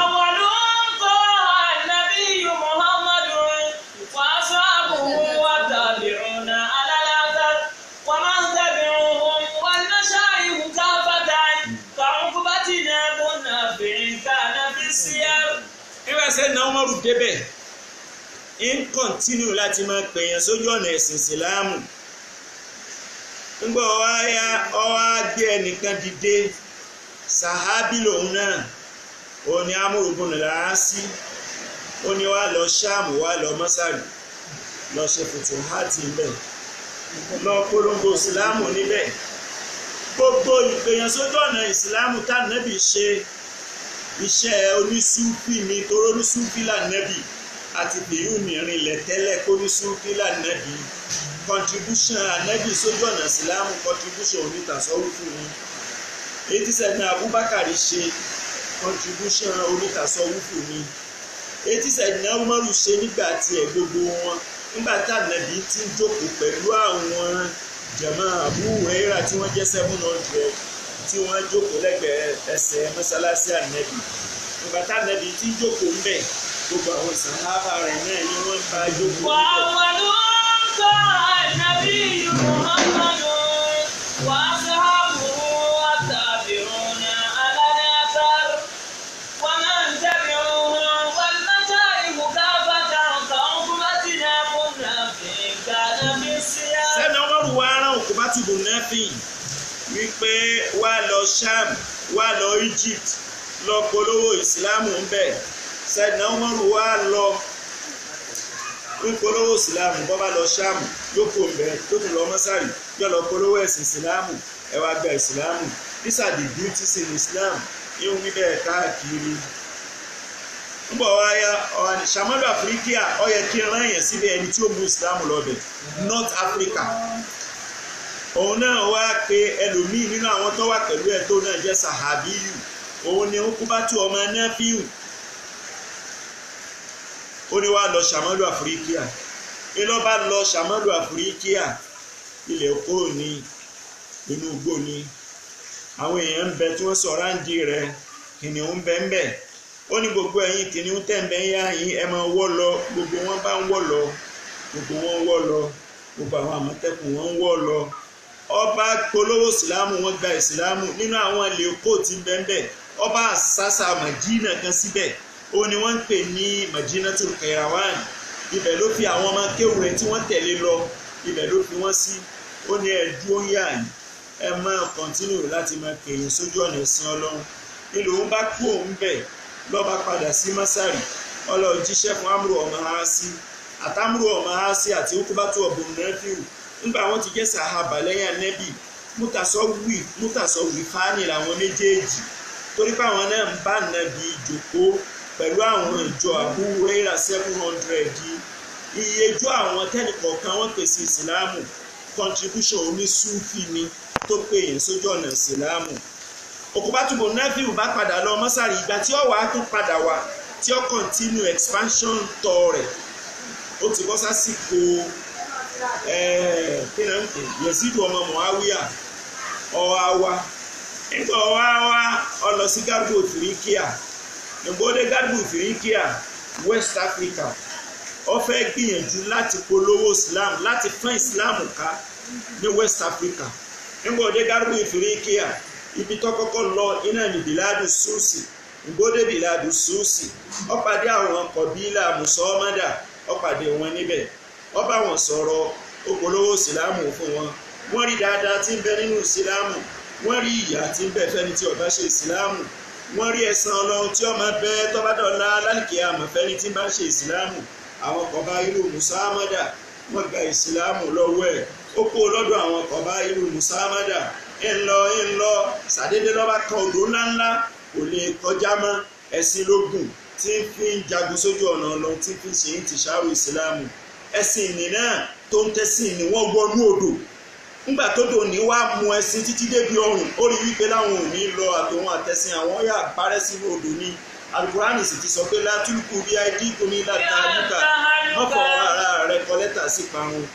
ìlọ́wọ́ sọ gbólóhùn rẹ̀ tọ́wà mọ̀ṣúhùrù táyé ọgbà díẹ̀ gbogbo ìdìkan ọgbà díẹ̀ wípé Allahumma èrè Ọlọ́run òṣìhídúkà Allah majaza mo fi ọ́ jẹ́rìí wípé níbi tí mo dé yìí mo fẹ́ polówó Ìsìlámù jù bẹ́ẹ̀ lọ àmọ́ òṣìhídúkà mo fi ọ́ jẹ́rìí Allah majaza wípé ní kọ̀sọ́nà wọn ti ń gbà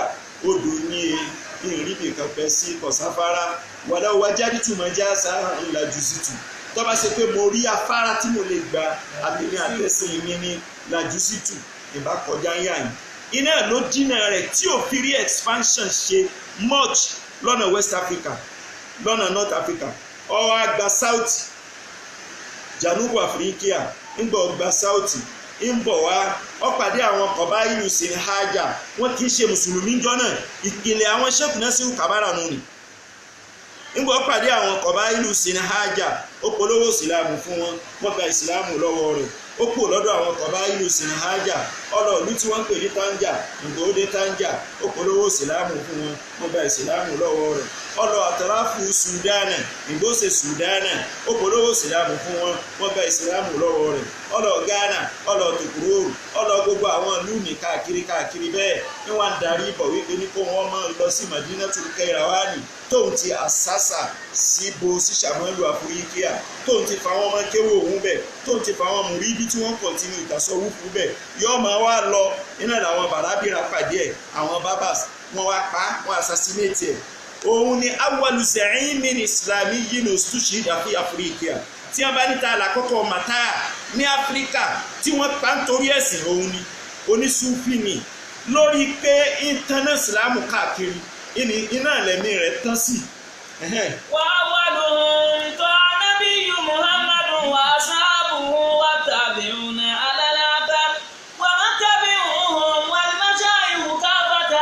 كعقبتنا منافع كان في السير. nígbà tí wọ́n pa òun nínú àwọn tí wọ́n ń bẹ pẹ̀lú ẹ̀ tí wọ́n tẹ̀lé tí wọ́n jọ máa kéwú ẹ̀ tí wọ́n jẹ́ mùrídì rẹ̀ iná ní Musa ọmọ Nasiru òun gba ọ̀pá àṣẹ in continue in ṣe expansion lọ in ṣe Nasrul Islami lọ Islamu tọwọ́ rẹ̀ gbòòrò sí Musa ọmọ Nasiru nígbà Musa ọmọ Nasiru náà lo tí ó lò nígbà Musa ọmọ Nasiru lo tí ó lò Musa ọmọ Nasiru náà òun náà ó kú nígbà tó kú ó kú Zuhairu ọmọ Kaisu òun tiẹ̀ òun náà gbọ̀pá àṣẹ in continue expansion in continue spread of Islam lásìkò Zuhairu ọmọ Kaisu Yazid ọmọ Muawiya ó ti kó lélẹ́rí àjọba ní Madina ó ti bọ́ sọ́wọ́ Abdulmalik ọmọ Marwan iná ní àsìkò Zuhairu ọmọ Kaisu ó pàṣẹ lọ ó fẹ́ Ìsìlámù ká lọ ìgbà tó yá òun náà kó níbẹ̀ nígbà tó lọ́run lásìkò rẹ̀ tó ó lò tí ó lò ìjọba bọ́ sọ́wọ́ ìjọba lídà àwọn tí wọ́n ń fẹ́ ìsìláàmù ká nígbà kúrò lọ́wọ́ Zuwairu ọmọ Kaisu ó wá bọ́ sọ́wọ́ Abdulrahman ọmọ Habib Abdulrahman ibn Habib ibn Abi Ubaidata ibn Uqbata ìjọba bọ́ sọ́wọ́ ẹ̀ eléyìí ní lọ́wọ́ àdá Shamalu Afrika àti Janubu Afrika òun lọ da méjèèjì pọ̀ ọgbẹ́ odò lọ ó sì gbé afárá lọ ẹ lè máa wá láti North Africa ẹ lè máa wá sí South Africa ìlọ́fà tó fi jẹ́ pé ìsìláàmù tó ti rinlẹ̀ ní Shamalu Afrika ni wọ́n ń bọ̀ wá díẹ̀díẹ̀ sí Garbo Afrika ń bọ̀ wá sí Garbo Afrika West Africa ń bọ̀ wá sí Janubu Afrika South Africa iṣẹ́ ọwọ́ Abdulrahman ibn Habib ibn Abi Ubaidata ibn Uqbata iṣẹ́ ọwọ́ rẹ̀ ni kíní ní ń bọ̀ bẹ́ẹ̀ kíní ní ń bọ̀ bẹ́ẹ̀. كذلك شيخ القادرية شيخنا وأحمدنا الشيخ التجاني أبو الفتر كذاك غزالي والمغيلي وفودي وأحمد بامبا شيخ عالم ذو درر. gbogbo àwọn tí ìjọ Uqbatu bun Nafiu ìtàn pọ́n ló mú ìsìláàmù wọ Shamalu Afrika Sheikh Abdullahi ibn Fodio sọ sínú tírà àwọn tí wọ́n ń pè ní Tazyinul Warakat Sheikh Adama wá rí fáàsì nínú tírà tí wọn al-Islam al-Yawma wa Gadan fi Nigeria al-Islam fi Nigeria wa Sheikh Uthman ibn Fodio Sheikh Adama rí fáàsì níbẹ̀ wípé Sheikh Abdullahi ti sọ fún wa wípé Sheikh Abdullahi ibn Fodio ó ti sọ fún wa ṣáájú wípé ẹni tó tẹ̀lé Islam ní Garbu Ifirikia òun ni Sahabiyul Jalil Uqbatu bun Nafi tí Amru ibn al-As ránṣẹ́ Sahabiyul Jalil ní jíṣẹ́ tí Amru ibn al-As rán ìlọ́wọ́ àdọ́dọ̀ àwọn kọ̀bílà kan lọ́nà ilẹ̀ Róòmù nígbà ó débẹ̀ ó dúró ń bẹ̀ kọ̀bílà ẹni wọ́n ń pè ní Fúta ó nípìnlẹ̀ àwọn Fílàní nígbà ó débẹ̀ ó dúró ń bẹ̀ ó polówó ìsìláàmù fún wọn gba ìsìláàmù lọ́wọ́ ẹ̀ onísúfì ní Uqbatu bun Nafi ara aṣẹ́ tó ní súfì ṣe sí spread of Islam òun ni bàbá òun ní wá gbádùn ẹ̀ ọba àlù ní gbádùn ẹ̀ ọ wá fi ọmọ rẹ̀ fún ọmọ rẹ̀ lóbìnrin tó fi fún un ni òun ni wọ́n ń pè ní Bajmang òun ni Abdullahi ibn Fodio ń sọ nínú tí ààrẹ Tazyinul Warakat wípé wọ́n Uqbatu jadun lil Fulani min Arab wa min Toro kanat jaduhum Bajmangi òun ọmọbìnrin ní bímọ fún Uqbatu bun Nafi àwọn ọmọ yẹn ń gbèlú ìyá wọn ní Fúta àmẹ́dẹ̀ bàbá àwọn Lárúbáwá ni wọ́n sọ tíṣẹ́ Abdullahi ibn Fodio sọnù ni Sheikh Adama gbà wọlé ó fi tiẹ̀ kún gbogbo bí tí wọ́n wá mú ìsìláàmù dé èmi ni Biladu Susi ni èmi ni Kọ̀bí èmi ni Biladu Susi ni èmi ni Sinahaja ni èmi ni Tonja ni iṣẹ́ tí wọ́n ṣe kabẹ̀ iṣẹ́ yẹn ọ̀bàjẹ́ tọrọ rẹ ni iṣẹ́ yẹn rẹ ni tí ń bomi sí i àwọn tó ṣe kalẹ̀ onísúfì ni wọ́n àwọn tí wọ́n ń bomi sí i onísúfì làwọn náà àwọn tó ṣe kalẹ̀ láti sọ àwọn wo ni wọ́n ń bomi sí i àwọn tí ń bomi sí i làwọn tí wọ́n àṣàṣà Dawlatul Murabitin. كذلك شيخ القادرية شيخنا وأحمدنا الشيخ التجاني أبو الفتر. àwọn tí wọ́n àṣàṣà Dawlatul Murabitin àwọn méjì ni wọ́n àṣàṣà Dawlatul Murabitin Abdullahi ọmọ Yasin àti ọba kan tí wọ́n ń porúkọ rẹ̀ ní Al-Amiru kí ló dé tẹ̀ ń paná yẹn ẹ̀ ń dìstọ́pù mi pẹ̀lú ẹ̀. Abdullahi ọmọ Yasin àti Al-Amir Abubakar ibn Umar al-Lamtuni àwọn méjèèjì yẹn ni wọ́n àṣàṣà Dawlatul Murabitin báwo ló ṣe jẹ́ Sheikh Adama pàtàkì bó ṣe jẹ́ nínú tírà wọn al-Islamu fi Nigeria wa Sheikh Usman ibn Fodio Sheikh Adama sọ fún wa wípé kọ̀bílà àwọn Sinahaja táwọn onítàsọ́wọ́fù fún wọn lọ́wọ́ Islam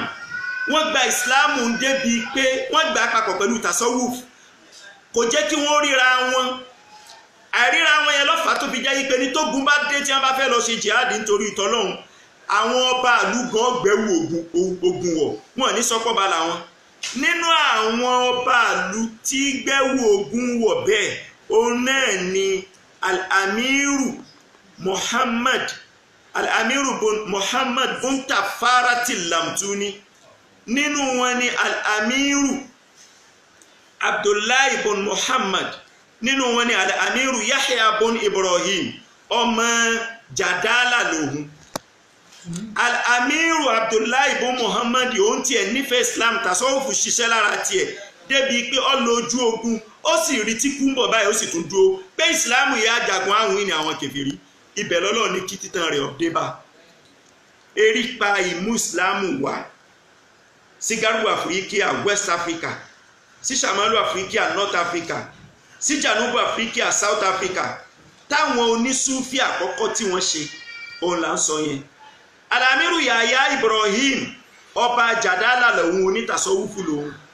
ọlọ Mẹ́kà ń gbọ́ darí Mẹ́kà azama anahu yujaddidu dinahu òun fẹ́ revive ẹ̀sìn nílùú òun jàdálà òun fẹ́ kí Islam ó túbọ̀ pọ̀ sí ọ wá wò pé òun níbi àfáà tó yanjú tóun ó mú dání tóun ó fún nílé tóun ó fún lọ́mọ tí ó fẹ́ tóun ó máa bùn lówó tóun ó máa fún lóúnjẹ kọ́ máa bóun polówó Islam ní jàdálà òun á fẹ́ kọjá pé nìyẹn jó ní tasawuf bí òun ọ wá wò pé ibo lòun ti lè rí àfáà bẹ́ẹ̀ àfáà kan sì ń bẹ tó tóbi oníṣẹ́kù ulama'i biladi sus gbogbo sus pátápátá òun làfáà àgbà ń bẹ òun ni wọ́n ń pè ní Abu Muhammad Lamti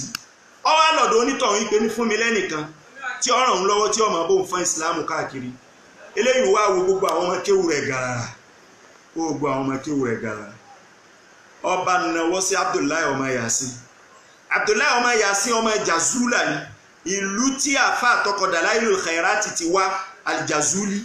ọmọ ibẹ̀ ni Abdullahi ọmọ Yasin òun ti kéwú ní Andalus ó ti parí kéwú ńgbọ́ darí dé lọ́jọ́ yìí jẹ̀mọ́ Sheikh Abu Muhammad Lamti jẹ̀mọ́ ńláńlá ni nínú ẹ̀sìn ìjọ náà lọ́hùn àfi gẹ́gẹ́ níta lè fi wé nísìn òun náà ni Jam'iyyatu Nahdlatul Ulama tí ń bẹ ní Indonesia ìjọ àgbáríjọpọ̀ gbogbo àwọn àfáà ní Indonesia 1926 ni wọ́n ti dálẹ̀ nígbà tó di 2011 tó kọjá lọ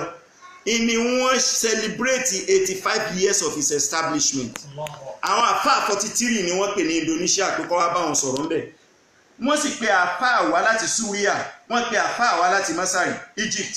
wọ́n pe àfáà wá káàkiri kódà wọ́n pe àfáà ní United States of America gbogbo àwọn àfáà tí wọ́n pè láti ta wọ́n jẹ́ 22 àwọn tí wọ́n bá wọn sọ̀rọ̀ ń bẹ̀ nù ni jama òun lónìí ní gbogbo ayé lónìí tí wọ́n bá ń béèrè pé Jam'iyya wo ló jẹ́ tẹ̀sìn tàfà tó tóbi jù kò sí Jam'iyya tó tóbi jù lọ ń gbogbo ayé lónìí nítorí pé ní membership wọn ó lé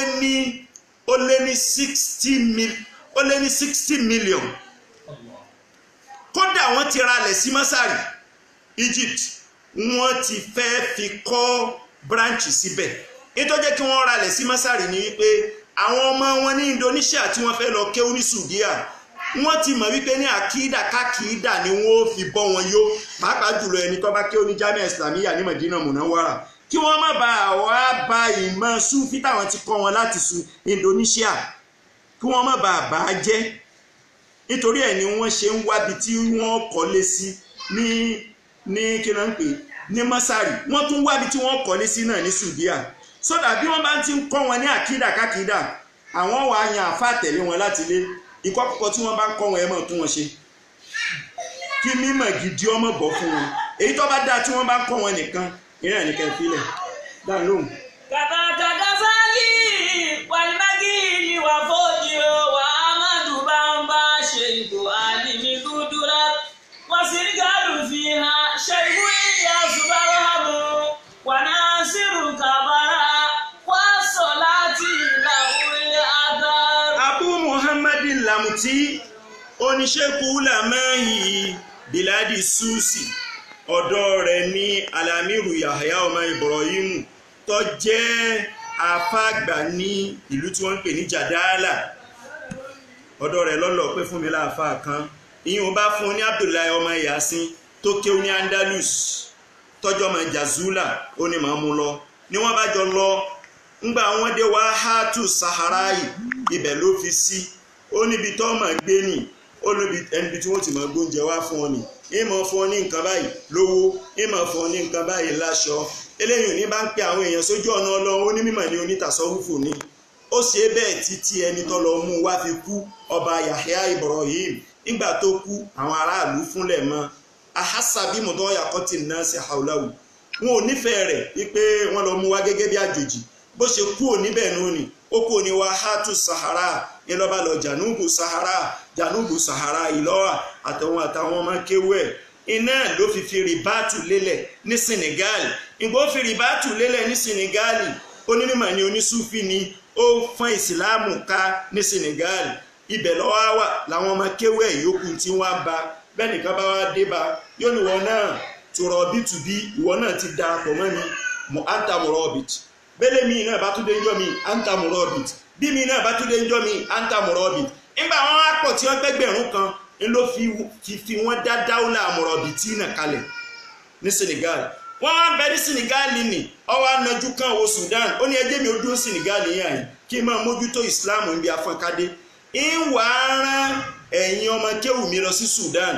ẹ lọ lè fún Islam ká ń bẹ̀ kún ètò ti wà ń bẹ̀ ẹ sì gbìyànjú kẹ́ ẹ rí i pé ẹ fi Dawlatul Murabitin tá a dálẹ̀ sí Senegal ẹ rí i fi lọ́lẹ̀ ní Sudan náà ni wọ́n bá lọ bẹ̀ lọ́lọ́run bá gbà fún wọn wọ́n bá àṣàṣà Dawlatul Murabitin ní Sudan inú àfa àwọn wa dùn Abdullahi ọmọ Yasin ó ní ẹjẹ́ ń pín sí méjì fún yín ó wá pín sí méjì láàrin ọmọ bàbá kan náà nínú àwọn mùrídìí ẹ̀ ń gbòòrí páwọn ni wọ́n kájú ẹ̀ ẹni àkọ́kọ́ tó fún òun náà ni Al-Amiru Abubakar bọ̀nà Umari Lamtuni ẹni ẹ̀kejì tó fún òun náà ni Yahya bọ̀nà Umari Lamtuni àwọn méjèèjì wọ́n jagun lọ onímọ̀ ni wọ́n onísúfì ni wọ́n àwọn ènìyàn gba ìsìláàmù látọwọ́ wọn wọ́n wá ṣe é fá wọ́n fi pa Yahya sójú ogun Yahya ọmọ Umaru Lamtuni ọ̀sẹ̀kúta ni Al-Amiru Abubakar bọ̀nà Umari Lamtuni òun jagun lọ ń ṣe fùtùhátì lọ ń gba Mamaliku lọ ń gba Akọ́límù lọ títí ó fi gbé ìsìláàmù dé Ṣàmálù Tobruk ó gbé ìsìláàmù dé Ṣàmálù Senegal ó gbé ìsìláàmù dé Ṣàmálù Dahomey ó gbé ìsìláàmù dé Ṣàmálù Nàìjíríà kíní ní lọ bẹ́ẹ̀ òun gbalẹ̀ lọ fún ìsìláàmù ń gé ní convertis lọ fún ìsìláàmù ọ̀gá àwọn tí ń bẹ ní Senegal Abdullahi ọmọ Yasin òun tiẹ̀ ó wá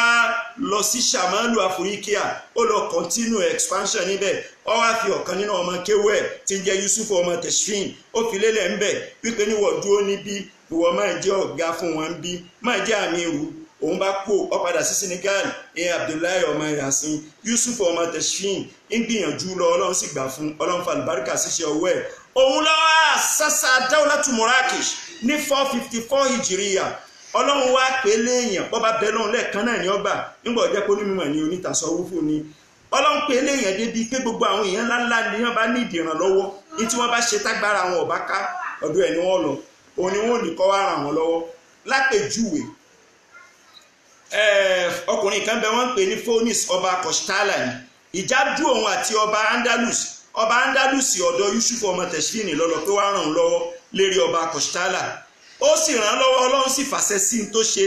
ọba borí ọba Kọ̀ṣtálà ìní wọ́n fi fún un ní Amirul Muminin ó sì lákọ́kọ́ Amirul Muminin ní Maghrib onímọ̀ ní onítúfì ni that was in 500 Hijriya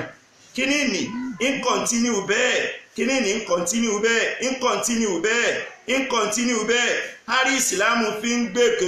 gbèrú sí ìsìlámù fi wá dé Mali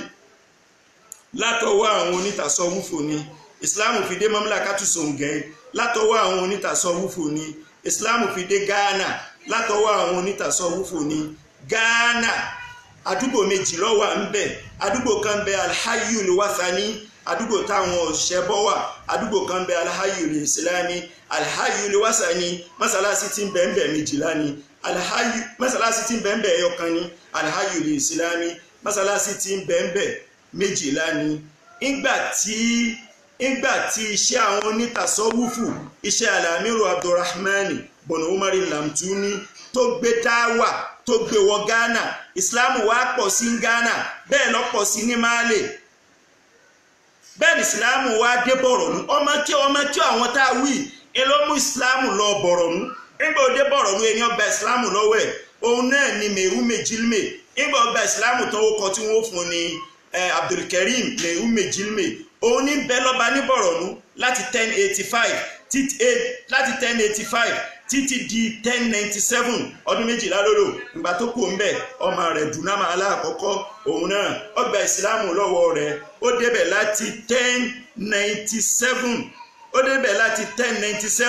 ó sì kú níbẹ̀ ní 1150 53 years lólò. nígbà òun kú ń bẹ̀ ọmọ rẹ̀ ẹlẹ́ẹ̀kejì Dùnámà ẹlẹ́ẹ̀kejì òun débẹ̀ ní 1221 ó kú ń bẹ̀ ní 1259. lẹ́yìn tìyẹn òun yẹn ló so Bọ̀rọ̀nú papọ̀ mọ́ Tunisia.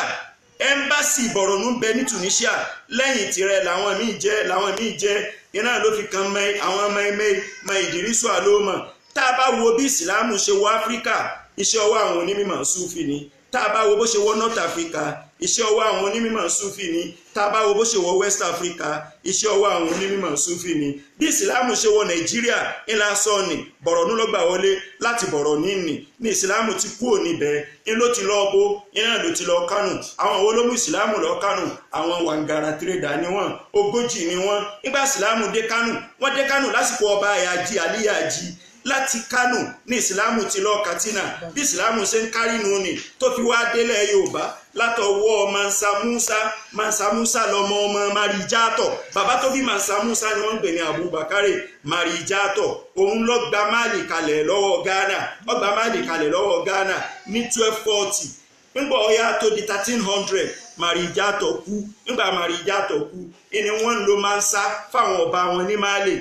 Mansa tó tóbi jù náà ni Mansa Musa lọmọ ọmọ Marijato ló gba Mali kalẹ̀ lọ́wọ́ Ubudiya Ghana. nígbà Mansa Musa ní lọ Mẹ́kà bìjẹ́ iṣẹ́ mọ́ aláfin mísì tínà àlìfẹ́rọ́jù ní wọ́n kàn sábẹ́ àbúkù.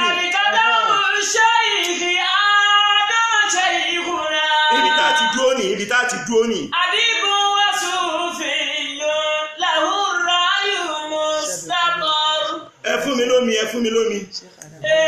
àtàmì Ìlọrin wà wọ́n fi kíra òmìnira làárọ̀ tá a sọ́lá ìmọ̀ thumma allamahu al-bashar. fàálùwà àrùhùn màdìmúsàtún wà rọ̀fíyàtún wà kullun lasufiyyun lahu tayyibul qadar wà kúlù ba'daha